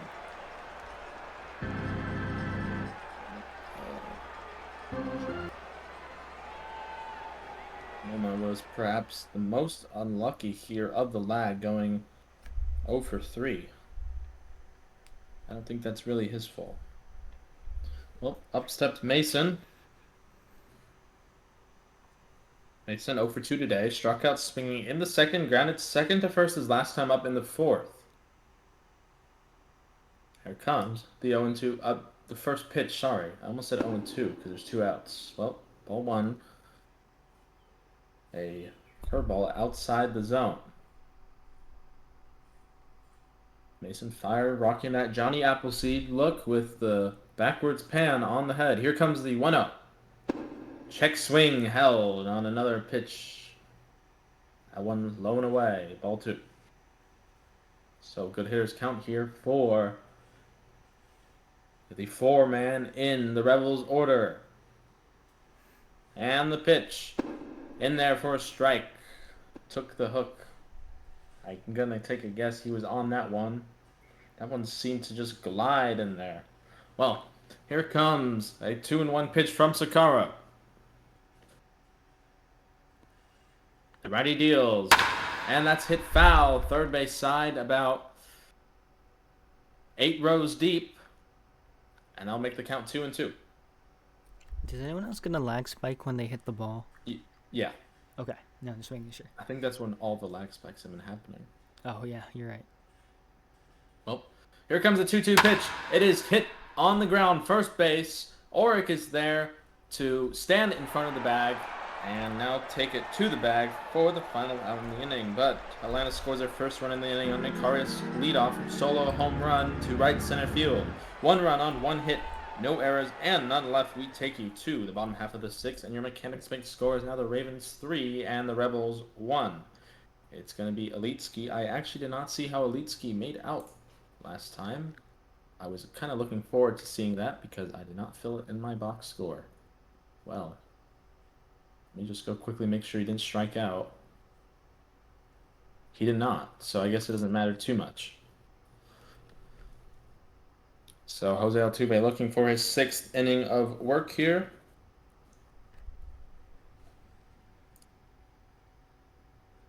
And the pitch to Leetsky is blown by him, strike one, taking all the way.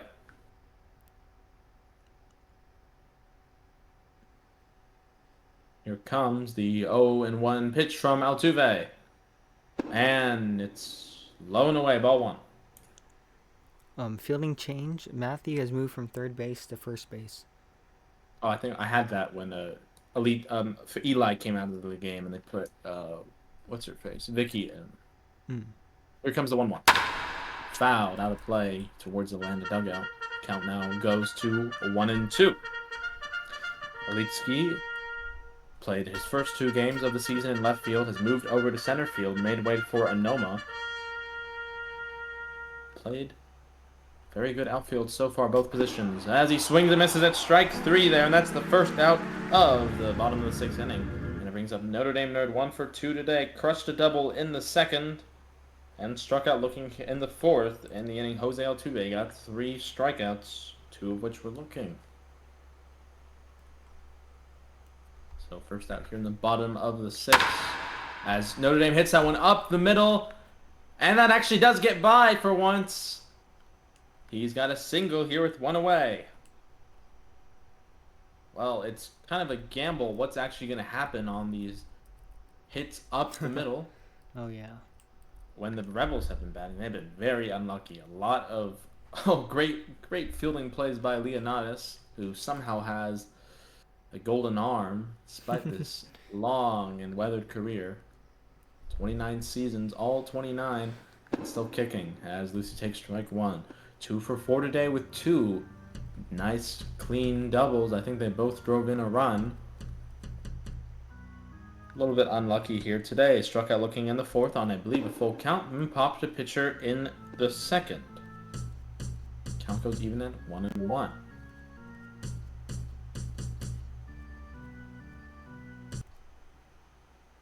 Here comes the 1-1 pitch, and that is taken for ball 2, and count now 2-1.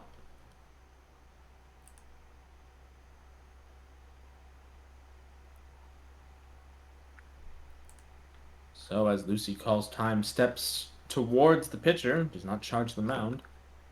Waits the 2-1 pitch from Altuve. The lefty sets, winds, and delivers. And that is hit towards right field. That is going to get down in the gap, and it's going to get past the right fielder. Rounding 2nd and heading 3rd, Notre Dame. Lucy is heading to 2nd. The throw is cut off, and it comes to the plate, and the throw offline. Notre Dame is in safely with an RBI double by Lucy. As Settler comes for his first at-bat of the day. Lucy with an RBI double. Notre Dame with the Jets beats the throw into the plate. Well, welcome back, Lucy, checking in for her first time in the game. That is her 3rd RBI double in the last 2 games. Not bad. As here comes another old pro in Settler. By the way, Morgana, after this inning, you're going to have to take over the scoreboard. Yep. Settler hit a walk-off in Game 7 of the Season 8 ALCS to send Arizona to the World Series. So-called best pure hitter to ever play, and I did not mean that as a retort. That is what they say about him. Here comes the 1-1. Inside, 2-1. Now, Settler was very unlucky in the final day of the regular season, season 27. I bring this up every single time he comes to the plate. Very controversial double play that involves the current left fielder here on the Rebels, Bellinger. I'm sure you've heard me repeat it time and time again, as the count evens at 2-2.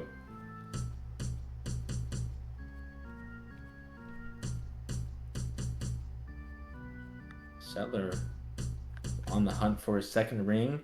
Only one with the season 15 Padres, and is on the hunt for his first hit of the regular season still as he swings and misses at strike 3. That's the 2nd out of the inning. So up steps Sakaro, also looking for his first hit of the season. Struck out swinging in the 4th in his first at-bat. entered the game in relief of Nxnjahh, who only went 3 before he got carted off the field with back tightness. As Chr fouls that one into the stands, third base side, Vicky Roseanne. I think she just stole a nacho from that fan there right by the dugout. The count goes to 0-1. Well, personally, I would do the same. You know, that's why the fans are there, after all. For food, So yeah. count goes even at 1-1. And the pitch is hit in the air, high, second base, and that is going to take us to the 7th inning stretch. In this inning, 1 run on 2 hits, no errors, 1 left. A RBI double by Lucy extends the Chicago lead back to 3. It is 4-1 over the Rebels. We briefly pause for station identification on this network. You are listening to Chicago Ravens Baseball on SESN, the Southside Electronic Sports Network. We'd like to thank our primary sponsor for today's game, Carl's Clam Chowder, the creamiest clam chowder in the Pacific Northwest. If a Ravens pitcher strikes out 12, you get yourself free clam chowder at Carl's. Carl's Clam Chowder, lobster bisque, and house-made oyster crackers. So as BDF, the Cypriot, steps in, it looks like both managers are going to their bench. Shikaro is being taken out of the game. Looks like we're going to have a different pitcher for 3 innings. We're going to have to wait a second to see what happens. It's Settler coming to the mound. Settler, very good pitcher in his own right. That's going to make me have to change my abbreviation for Shikaro. We are having a lot of substitutions. That's going to take us a second to fix the fielding alignments. So Shikaro is out for Ivalu. Blocky Joker is out for Lucas. Where is Blocky Joker? 9-hole. AOFN, making his Major League debut, is out for RyGuy, Chr, making their season debut, I believe. Nxnjahh has come back from the hospital. Oh. And Ivalu is back out of the game. Family Matters is not on Chicago. I'm pretty sure I saw him playing in the Arizona, I already forgot, Doosan game. Well, Nxnjahh actually went to the hospital. Oh. Nxnjahh is on the phone. I thought you meant metaphorical hospital. I have no... Okay, we're going to wait and see what actually happened. Nxnjahh is just tuning in from his hospital bed. Okay, looks like RyGuy's in. Leonatus is coming in to catch for Settler. Oh my goodness. Why are we all playing different fielding positions? Making you work there. Yes. So RyGuy, not Ivalu, is going to take that leadoff spot. RyGuy playing 5th here, defensive substitution in the 7th. Go Yankee moves over to shortstop. It's Jong still in left. Dariski still in center field. Notre Dame still in right. Lucy moves from catcher to second base. My ex-girlfriend played both catcher and second base. That's a rare combination. Normally you need some legs to play second base and a strong arm to play catcher, and not necessarily the strongest arm to play second. But you know what? Coach says wherever you play, that's where you play, and Lucy doing just that as BDF is out on strike 3, swings and misses in the middle of my diatribe. So first out here in the top of the 7th. Oh my goodness, there are more substitutions happening as Eric Mai steps to the plate.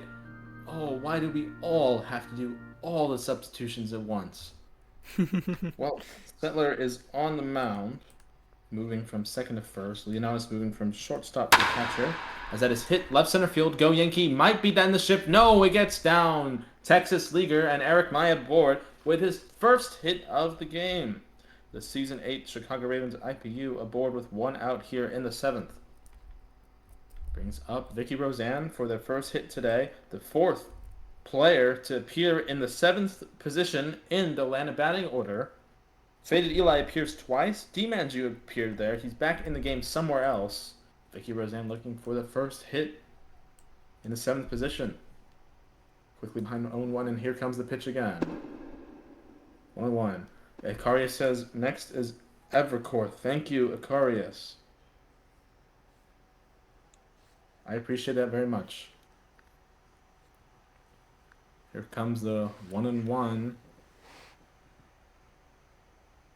Getting a lot of swear words from Acarius now. As that's hit to left field, it gets down right behind RyGuy, and now we'll have first and second. Vicky with their first hit of the season, and it brings up Evercore. So pinch hitting here in, oh my god, pinch hitting here in the 7th inning. This is a really ugly scorecard. Score update in Minnesota. It is still 3-3. Score brought to you by FTN, Drea FTN.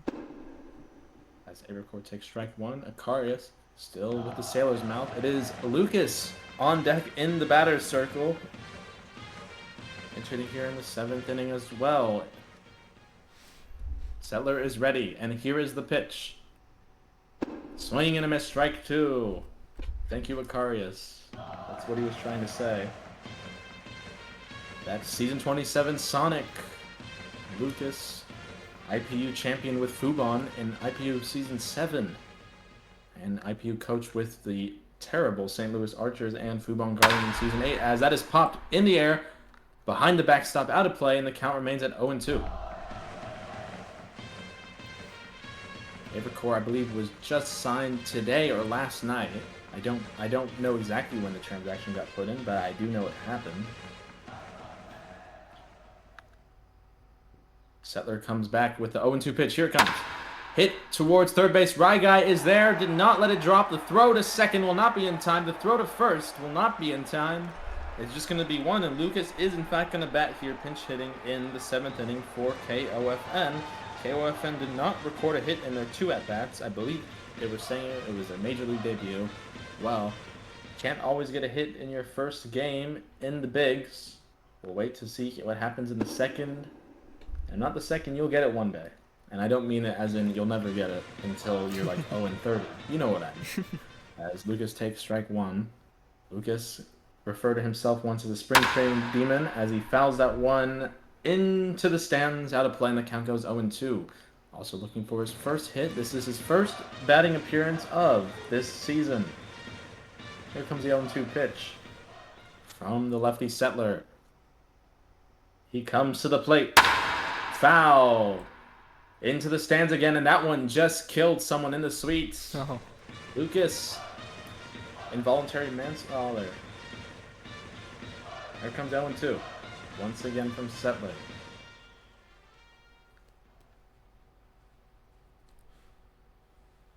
And he swings and misses. He chases at a curve outside for strike 3. And that will do it in the inning. A long inning with a lot of substitutions. No runs on 2 hits, no errors, and 2 left. Settler works in and out of trouble. And we go to the bottom of the 7th, and your Mechanics Bank score is still the Ravens 4 and the Rebels 1. Well, I can't wait to see what's happening here. It looks like Nxnjahh is catching. Who did Nxnjahh replace? Okay. BDF. Vicky's still... Thank you. Vicky's still at 3rd. Nxnjahh, defensive 7th, catching. Jump for game batting. Sorry, I don't know why I thought he was on the Rebels. As that's hit over the head of Lucas in right field.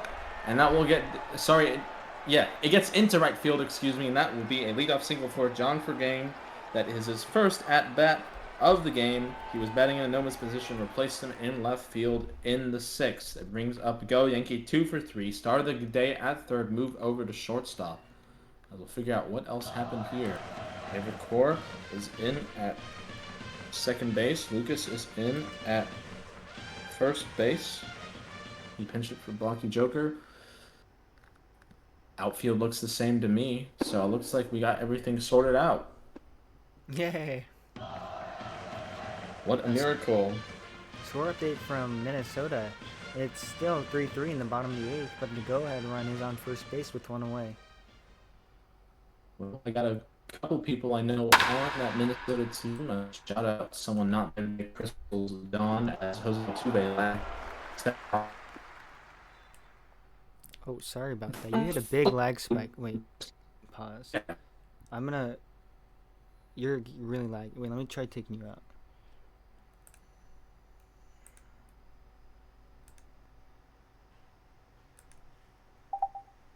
Can you try talk now? Here, I think my game like completely died. Oh, really?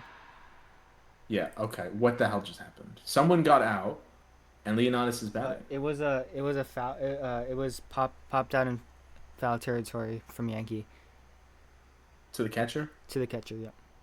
Okay. Oh, Leonidas batting here 0-1. I apologize for that. Blame Grower Gardens. That's hit out to right field, and that is a diving catch made. Oh, the lag steals another one. That made by Mason. Johnny Appleseed plants a seed of derision. That one coming from Leonidas. He did break the slump with the big 2-run home run. That's really the main margin of difference here. Leonidas saying he's be 4-for-4 without the lag.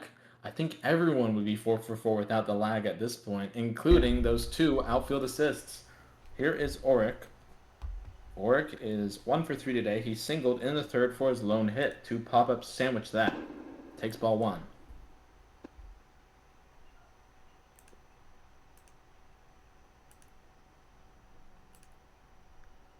Oh. 1-0 from Auric. Inside. 1-0.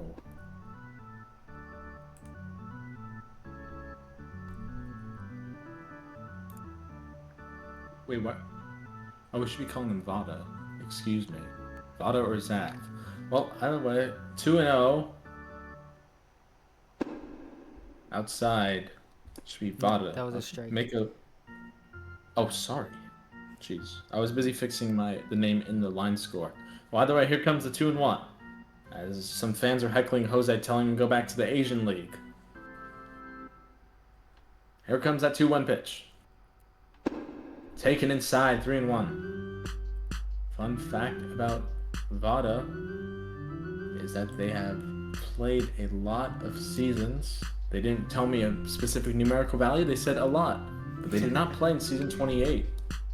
That is one of the seasons they didn't play. Here comes the 3-1 pitch. Check. Oh, I thought he check swung. He swung all the way through that one, and the count now full at 3-2. That was a lag-assisted swing. Yeah, Alitsky on deck looking for the chance to hit with runners in scoring position. Here comes the 3-2 pitch. And it's fouled. First base side, Lucas giving chase. Lucas couldn't get there in time to get a handful of nachos. Oh, what a bummer. We'll have a payoff pitch again. Jose Altuve is ready. Nxnjahh threw down the sign. Here it comes. Swing and I almost said miss. That's foul. Lucas dives. Oh, he didn't get nachos, but he got grass.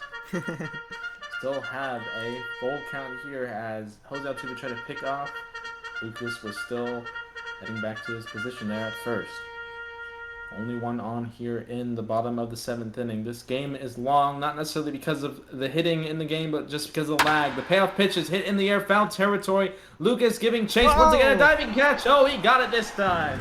Third time's the charm for the first sacker. And that will take us to the end of the 7th inning. No runs on 1 hit, no errors, and 1 left. And your Mechanics Bank score after 7 full is still the Ravens 4 and the Rebels 1. So here is Acarius. And truth be told, he is on deck. I haven't mentioned the assistant manager's name, Bellinger, in quite some time. Let's hope that doesn't forebode anything for Settler here on the mound, looking for his 2nd save of the season in just as many appearances. First pitch to Acarius, swinging him at strike 1. Trouble with the curve. Fun fact about Acarius, last played with Edmonton. He was 1 out away from a perfect game in Season 3 of IPU, and then the announcer's jinx hit him. A reminder, fans, to never talk about a no-hitter or a perfect game while it is in progress, unless you want yourself to be the cause of the jinx. Here comes the 0-2 to Acarius. Settler is set. Settler is ready. Here it comes. Inside, ball one. Score Leonatus and update. Settler. Sorry. You got it. Score update in Minnesota. WorldNet photo. WorldNet Kirch's cousin, as Icarus calls time, just hit the go-ahead two-run home run in the bottom of the eighth for the Minnesota Blizzards. It's 5-3 Minnesota with two away in the bottom of the eighth. Well, I know Teo, manager of Baltimore, will probably be a little displeased with that. A little tough luck there as Acarius check swung. I think that was in there for a called strike 3. That's the first out here on the top of the eighth. So up steps Bellinger. He's 2 for 3 today. Has had a quiet day in left field, defensively speaking. Most of the hits have been hit to the center or to the right side of both the infield and the outfield. First pitch from Settler on its way. That's hit up the middle, and that will most certainly be down. Dariuski is up with it quickly. He throws it into first, and you never know if we get an 8-3 putout today on account of the lag. Not this time. Went out single for Bellinger. Speaking of Bellinger, his naming counterpart, Cody Bellinger, one of the top outfielders in the American League this year. He did get my votes for American League All-Star. He certainly deserves it. As Altuve fouls that one out of play, and Vada cannot get there in time. In honor of Belly, actually, I picked Cody Bellinger on my fantasy baseball team. So, Well, there was certainly a wise decision. Fantasy, he is on a tear. Here comes the 0-1. And it's on the corner for a called strike 2. Well, Jose Altuve couldn't get the bat off his shoulder. He is 0 for 3 today. Wants to rid that goose egg. Help his cause on the mound. The 0-2 pitch. Chased that one and fouled it over the head of the Chicago dugout. Jong is sitting in the... That's not Jong, but he has the same hat. Sitting in the stands. On deck is Mason Fire. Here comes the 0-2. Taken inside 1-2.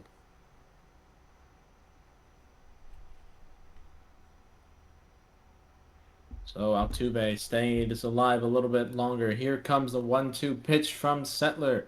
Leonatus puts the sign down. Settler is ready. The southpaw deals. Outside 2-2.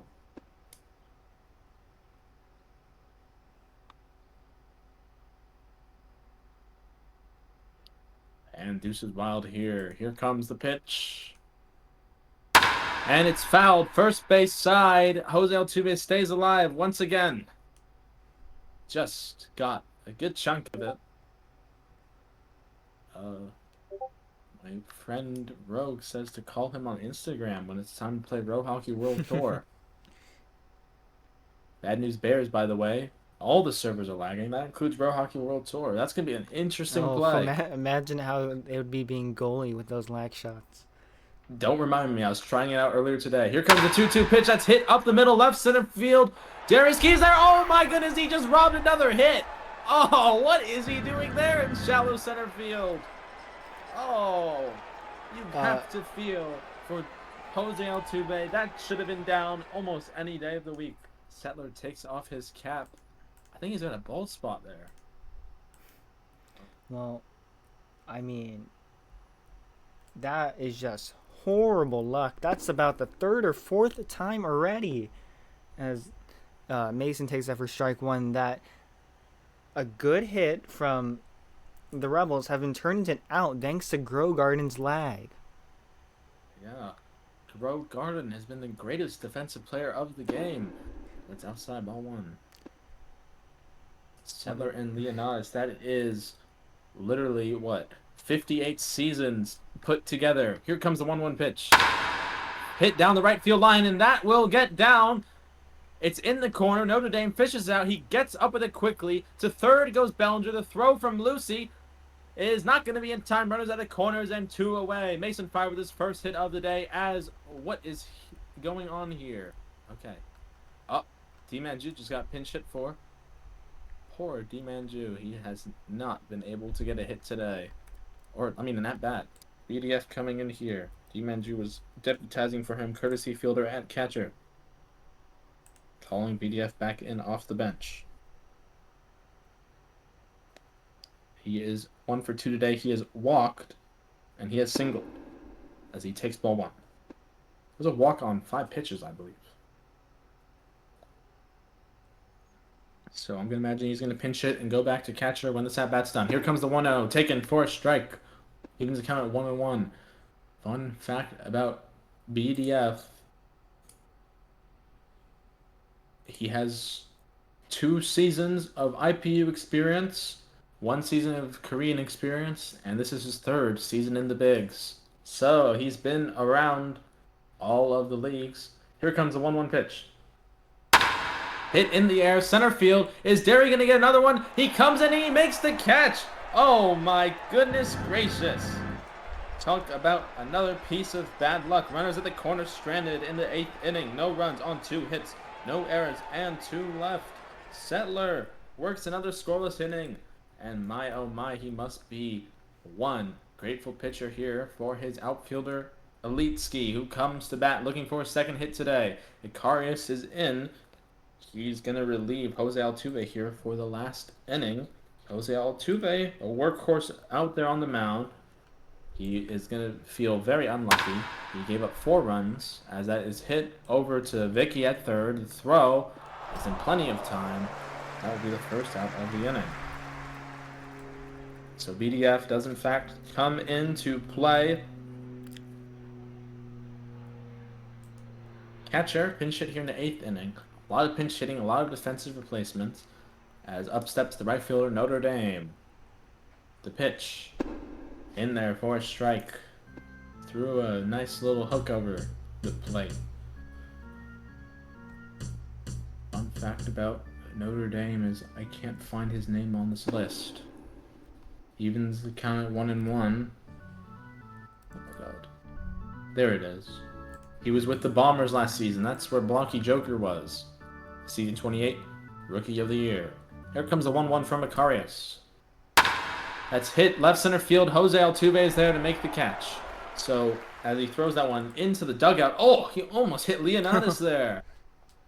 That got a couple jeers from the dugout. As certainly not what you want to do here down 3. You don't want the game to get forfeited. Here comes the pitch, outside ball 1. So once again, defensive change. BDF in the catch after pinch hitting. Icarius moves from short to pitcher. And Jose Altuve moves from pitcher to short. 2-0 outside. Thankfully, the outfield has stayed the same all the game for the Rebels. Otherwise, I have a lot of moving to do. As that's fouled into the stands. Out of play.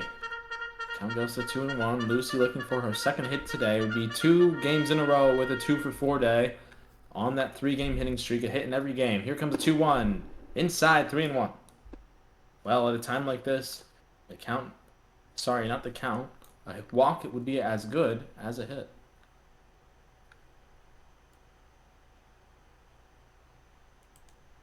Oh, that is a white glove. Here comes a 3-1. In there for a called strike. Count goes full at 3-2. I think he was talking to Capital. Capital... I don't think Capital has been awake. It's kind of just standing there. Missed a lot of grow your garden fielding plays. I guess so. As Lucy steps back out, calls time. Score update in Minnesota. Minnesota has just barely edged out the Ospreys 5-4 final in 9. Wow. That must have been a good game. Well, we're still live here in Chicago as Lucy is rung out on strikes. Just a half inning to play and 3 runs for Atlanta to get. No runs on no hits, no errors, none left. 1 strikeout for Icarius as he takes his team to the top of the 9th. Your Mechanics Bank score is still the Ravens 4 and the Rebels 1. So we have your undivided attention here in the Major League community. I imagine this is the last game of the day. It might be. It's definitely the last game on the air. Yeah. Eric Mai is into bat here, leading off. 1 for 3 today. He singled his last time up in the 7th. Fun fact about Eric Mai, he is very strong. That's what he said. He said, I am strong. He was with the Whitecaps last season in ML. Cup of coffee, if I remember correctly. So that's outside, ball one. RyGuy making his second relief appearance in 2 straight games. Got the save on Wednesday night, looking to do it one more time. So Settler will only get the hold. It was a two inning relief performance. It was a very good job, well done. Well, it's 2-0 on Eric Mai. Eric Mai with some good plate discipline. We know him as a first pitch swinger. He crushed one over the center field wall in a tiebreaker game in the IPU. I believe that was against Pittsburgh. First game of the tiebreaker, IPU 8. Count goes to 2-1. So RyGuy moves, by the way, from third to pitcher. So every man who has batted in the first position for Chicago has been on the mound at some point. Nxnjahh, Sakaro, and RyGuy. So Settler has gone from second to first to third. 4-1-5. Here comes a 2-1. And that's grounded towards Settler. The lefty third baseman. The throw is in time, 1 away. And Vicky Roseanne comes up, looking to keep that perfect 1,000. I must say, very stylish hat. Certainly not regulation wear from the Atlanta Rebels, but oh well. Probably provides a lot better protection than that cheap little hat they give you. That's Here comes true. the first pitch. That's hit up the middle through the box. And Lucy is going to get there. The throw is, just a bit late. Vicky Roseanne celebrates like she hit the walk-off. It's an infield single. The tying run is on deck if Atl Chr can reach. So she keeps her 1,000 batting average. I think that's something to celebrate. That is. As that is hit in the air. Left field. Settler is going back. Jong is coming in, and Jong has to play it on the hop. Vicky was heading to third for just second, but RyGuy is no Garrett Cole, and he covers third. And it brings up Lucas here. Lucas could represent the tying run if he hits one over the Chicago walls. Atl Chr says, first hit in 2 seasons. Congratulations. Coming off the bench and providing a big one here in the 9th. Pitch from the lefty RyGuy. Hit foul. First base side out of play. Batter on deck is Icarius. And that would be another dangerous batter to face here in the 9th inning. Tying run is at the plate. Runners at first and second. RyGuy bears down. Here comes the 0-1. Slow ball high. 1-1 knuckleball, I believe. I find it very interesting that every pitcher seems to know how to throw a knuckleball when there is only one in the real world in Major League Baseball, Matt Waldron, and boy does he suck. Oh. Here comes the 1-1. Taken again by Lucas, 2-1.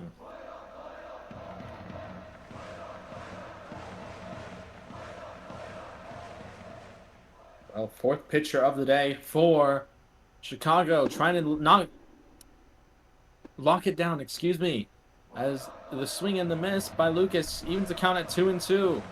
All the crowd is on their feet. It is a very tense moment here in Chicago. RyGuy gets the sign from his captain, Leonidas. Here's the pitch. Swing and a miss. Chase another hook outside. The throw down to first, not in time. And that is 2 outs in the inning. And that turns it over to Icarius. He's 1 for 4 today. His only hit, by the way, a solo shot to right center field, just to the right of the batter's eye. That beautiful green there in center with the fireworks. Runner at second is Vicky. Runner at first, Atl Chr.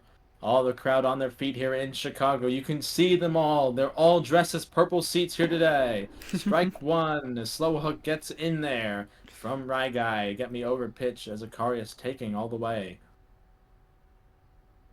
2 Sour Patch Kids in the middle infield. They are laser eyeing into Icarius here. Everyone is tense. Here comes the 0-1. Outside, 1-1. Well, this at-bat could be the difference between a hard-earned victory for the Ravens and an extra inning affair. As we knock on wood here, we are a little biased here on SCSN, no offense. Well, 1-1 pitch on its way from RyGuy. He kicks, he winds, he delivers. Inside, 2-1. Hook almost hit him at the hands as Icarius steps out, calls time. He stares down the third baseline. He gets the signal from his imaginary coach. I imagine the coach told him to swing away. Here comes a 2-1 pitch. RyGuy comes to the plate. Inside again, 3-1. They might be pitching around him. As Zacarias steps out again, he's looking down. I think his coach is either telling him to take this pitch no matter what or swing away no matter what. Well, runner at second and runner at first, both not leaving the bag. They do not want to get picked off at a time like this. We have seen the pickoffs here with 2 outs in the ninth, but here comes that 3-1 pitch. And it's in there for a called strike two. Zacarias down to his final strike. Chicago down to the final strike before victory. Atlanta down to the final strike before defeat. One pitch could be the difference here. The bases could be loaded. We could be tied. We could have a victor on our hands as Zacarias steps out again. Oh.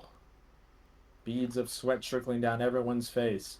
RyGuy, you can't really see his face because he's kind of got it covered, but for everyone else, it's pretty bad. The Sour Patch Kids are melting in shortstop and second base. Hernandez is ready. RyGuy is ready. Here's the pitch to Zacarias. It is fouled. First base side, out of play. Well, it is a tense struggle. It is Titan against Titan here at the plate.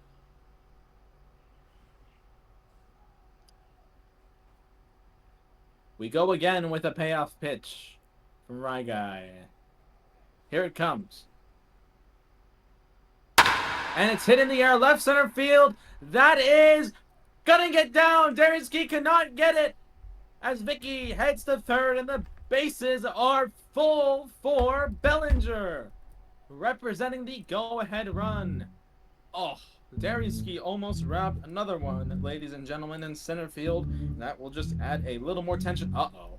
He just got skipped. Whoa. There's no way that's how the game ends. Oh no. Oh. No, he left. He lagged out. What is He lagged but out. did they get a skip? Dexter Griff. They're trying to take timeout. Time's out. Oh. You could not end the game like this. It's Silverfish. No, he's stepping in.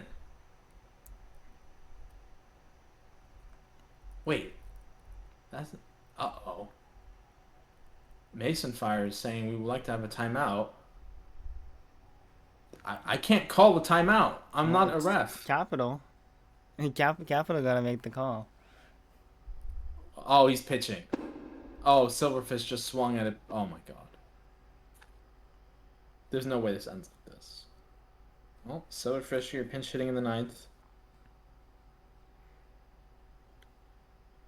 0-1. And the pitch outside 1-1. I have no idea who Silverfish is, by the way, but Settler knows who it is. I think. Here comes the 1-1 pitch. Swing and a miss. Strike two.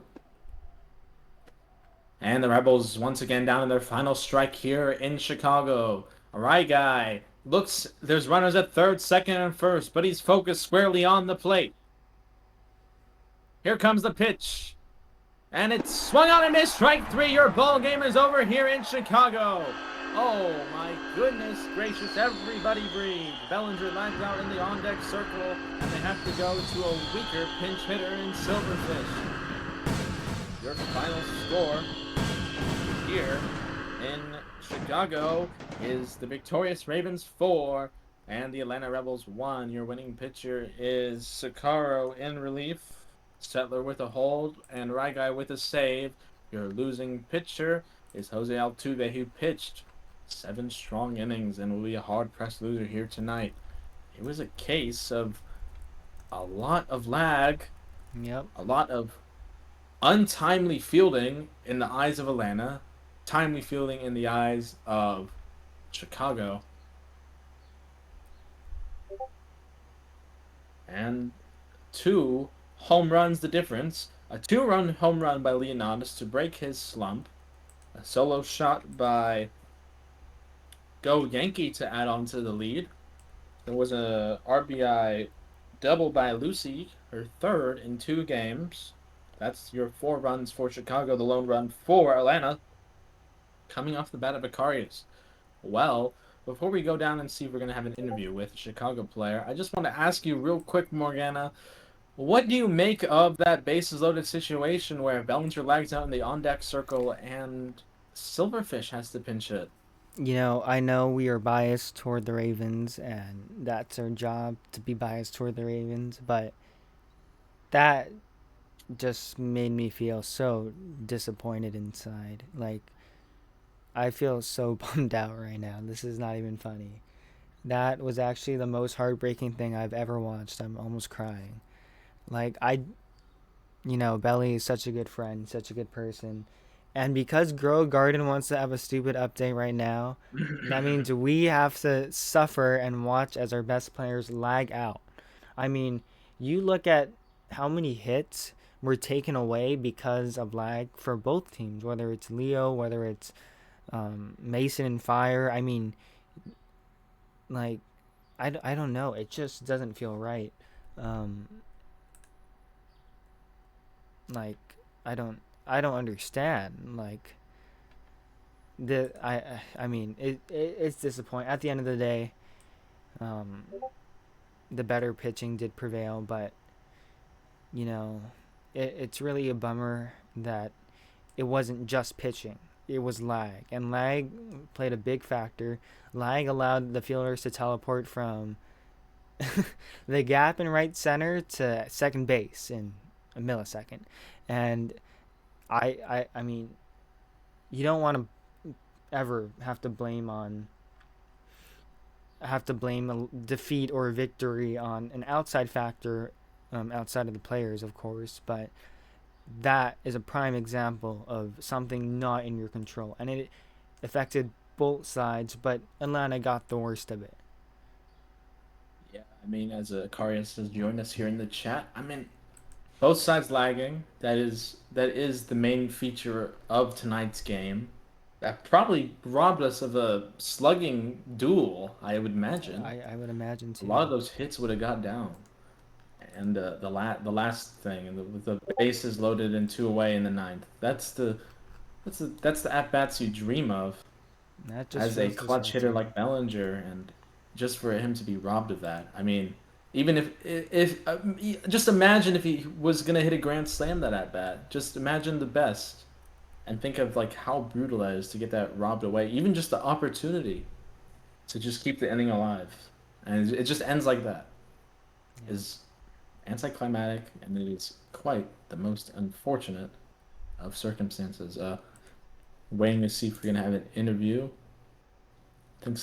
I think we're deciding. Let's just join the Jason, but dugout and we'll Leonidas ask isn't on the questions. interview. All right, we'll be back in Well, just a minute.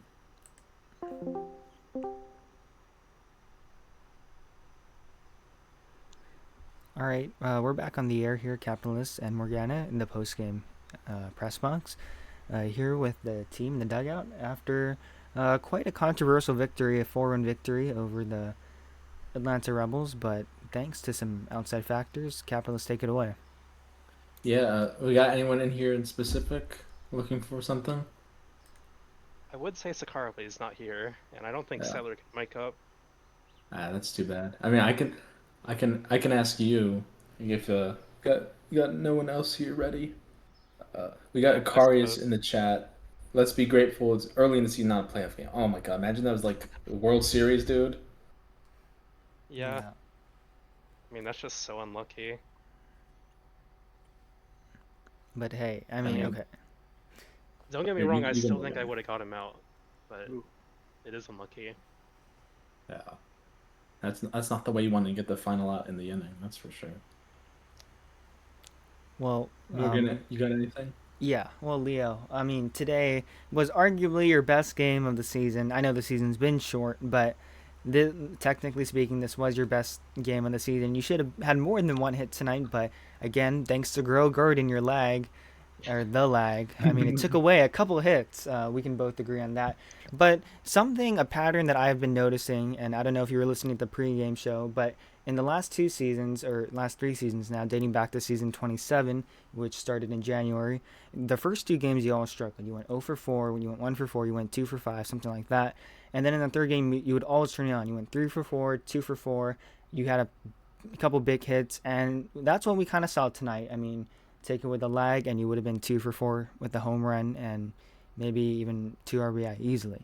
But man, um, you had a good night tonight, and I know it was very stressful for you because that happened to Ninja, and we hope he's all okay.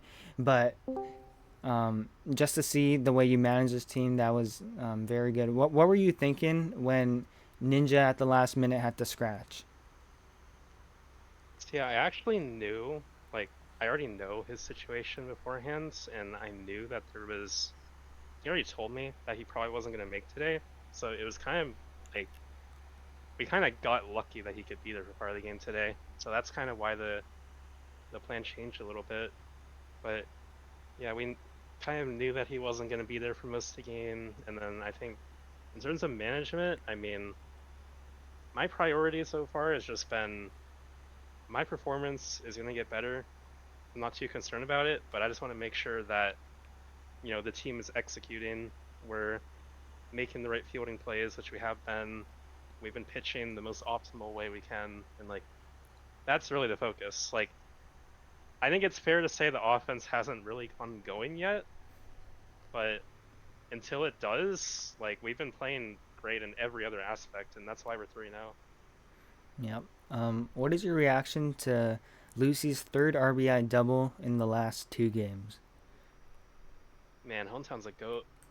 I mean, just continues to find ways to drive in runs, and I mean, he's one of those guys that like start of the season we have so many people that could be starting, and he arguably wasn't one of them, but he's earned himself the right to play every game.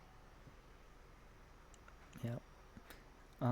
And then things got dicey in the bottom or the top of the ninth inning. The bases loaded, and Belly was supposed to come up, and then he lagged out. I mean, what were you guys going through in the dugout in VC when that was happening? Yeah, I mean, pitching today was like a committee thing. It started with Ninja for 3 innings, then Sakaro did well for three, then I kind of took over from there with Settler. Like Settler was throwing mostly his pitches and it was going well, and then Stam reasons we put on RyGuy, I was puppeting him, and I think the main thing is like we definitely felt like we were getting very unlucky Mm-hmm. quality of their hits, but as someone who's pitched in those situations hundreds of times, it's like lucky hits are going to happen. You just have to continue executing, and the numbers will be in your favor if you keep doing the right thing and throwing the right pitches. And then obviously we got lucky that Belly legged out, but I mean, when I'm up there pitching, I'm confident against anyone. Doesn't matter if it's Belly, doesn't matter if it's Orbital, doesn't matter if it's Silverfish. I'm fully confident that regardless of who was there, we would have got out of it. Mm-hmm. Well, yeah. I mean, yeah. The lag unfortunately affected both teams, including you were supposed to have a third game breakout today, just like you did in the last 2 seasons, but unfortunately it was squandered by some grow guard and lag, and the I mean, I don't know, phenomenal defensive plays assisted by the lag elite ski making a couple catches he probably shouldn't have made, and so Mason and Fire for the Rebels in right field. But yeah, that's all the questions I have. Capitalist, you have any more? Uh, I mean, I just want to step back a little bit, not necessarily talk about the game. We touched on it last game in Honolulu, but just on a more personal note, how nice was it to get back, see some homecoming of some season 27 Sonic, some of your friends, and just overall, I'd say have a very good competitive game with them. Bellinger, Kate always stopped by, Lucas was there. How did it feel? Yeah, I mean, I have a lot of respect for all of the guys I played with on season 27 Seattle, even the guys I traded. Like, shit happens. Circumstances weren't great, but there were still so many people that continued showing up every day. And that's one of those teams where it's like, even after the season ends, like, you kind of remember what everyone went through together. And so it's nice to have some of the guys that were on that team on this team now, like Notre Dame, Sakaro, trying to think who else, a few other guys, Jerko, and yeah, to play against them, like I always know it's going to be fun playing against Belly and Altuve. Those guys are incredible players, and I mean, they're a pain in the ass to pitch to, I'll tell you that. Definitely like being their teammates way more than against them. But yeah. Yeah. Well, I'll ask one question here about the game now. Of course, obviously with the victory, we go to 3-0 on the season. Look to get another sweep. Oh, rest in peace, someone against Atlanta tomorrow. I mean, the Atlanta offense was on fire today. I mean, not today. Sorry, was on fire in their series against who did they play? Philly, Philadelphia. they Atlanta. won 16 to Philadelphia. 1. Yeah, and their very interesting opening day loss. They scored a lot of runs in that game too. Can't forget that. Well, how did I mean? Obviously, the lag and Grow a Garden and some other unfortunate events assisted the final score today. But overall, how did it feel to keep the contact in control? Only gave up marginal hard contact. I mean, the solo shot to Karius, like a double or two. How'd that feel in the pitching standpoint? In a season where we've only had good pitching games so far, I think this was our best one so far. I think I would take Honolulu's lineup over Atlanta slightly, but I think Atlanta just has a lot more cohesion to their lineup than Honolulu did. Like there's a lot less of a drop off, and I feel like how we pitched today was phenomenal. And I think, I mean, I'm just so impressed with how everyone has bought into the pitching so far this season on the team. Like we've obviously had Ninja, me starting, Sakaru is going to get starts. Um, Aside from that, everyone in relief has done amazing, especially Settler. RyGuy has 2 saves. Yeah, it's been great so far. Thank you very much, Morgana. I'm all tapped out here. I'm still kind of guffawed at what happened there in the ninth. Yeah, it's. I mean, you'll take a win any way you can get it, but with a win like that, it doesn't feel satisfying. It feels incomplete. And I'm sure Atlanta will be more than ready to win tomorrow. So, Leo, how will your team plan on facing this Atlanta pitching staff and hitting lineup that will probably be more motivated to win than ever, especially after what happened right there? Yeah, I mean, it's no secret that I'm going to be pitching tomorrow, so no need to dance around there. But I think it's really just building on what we learned today from facing them. And I mean, I don't think anyone at Atlanta would get upset at me saying that they don't really have another pitcher of Altuve's quality. So I'm expecting us to do a lot better tomorrow offensively, but you can never take it for granted. Yep. Mr. Romo in the chat says Leo loves pitching to me, so it'll be a fun one. Don't worry. I think we we believe that too. Well, do you have any more thoughts, Capitalist? No, just hope that Grow a Garden gets taken down tomorrow, just like That'd Meep be City. awesome. They Yeah, took a lot from me today. they did. That was a very interesting fielder's choice. Yeah, I that. mean, what's sad is that I could tell as soon as I hit it that I was going to get out, or someone was going to get out. Yeah, I mean that lag prevented Yankee from reading that ball well. I mean it didn't really drop in until it was right at Mason's feet, and all Yankee could do was watch as he threw it into second. So, but anyone else have a thought they want to say? Notre Dame, Nevada, Sakaro. Uh, just good win. I'm proud of the team, man. Yeah, Novatic is 100% on our team. Well, Sure, I'm sure he had a lot of fun with Grow a Garden too. Yeah, I went over 3 because of it today. Fuck. well, any more thoughts, Capitalist? uh, I will never be playing that game. Yeah, amen.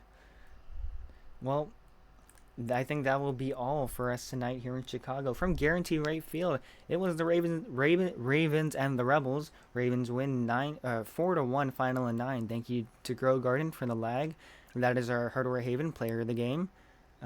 The helpful place for all your hardware needs. Visit Hardware Haven in Tacoma, Auburn, and Kent.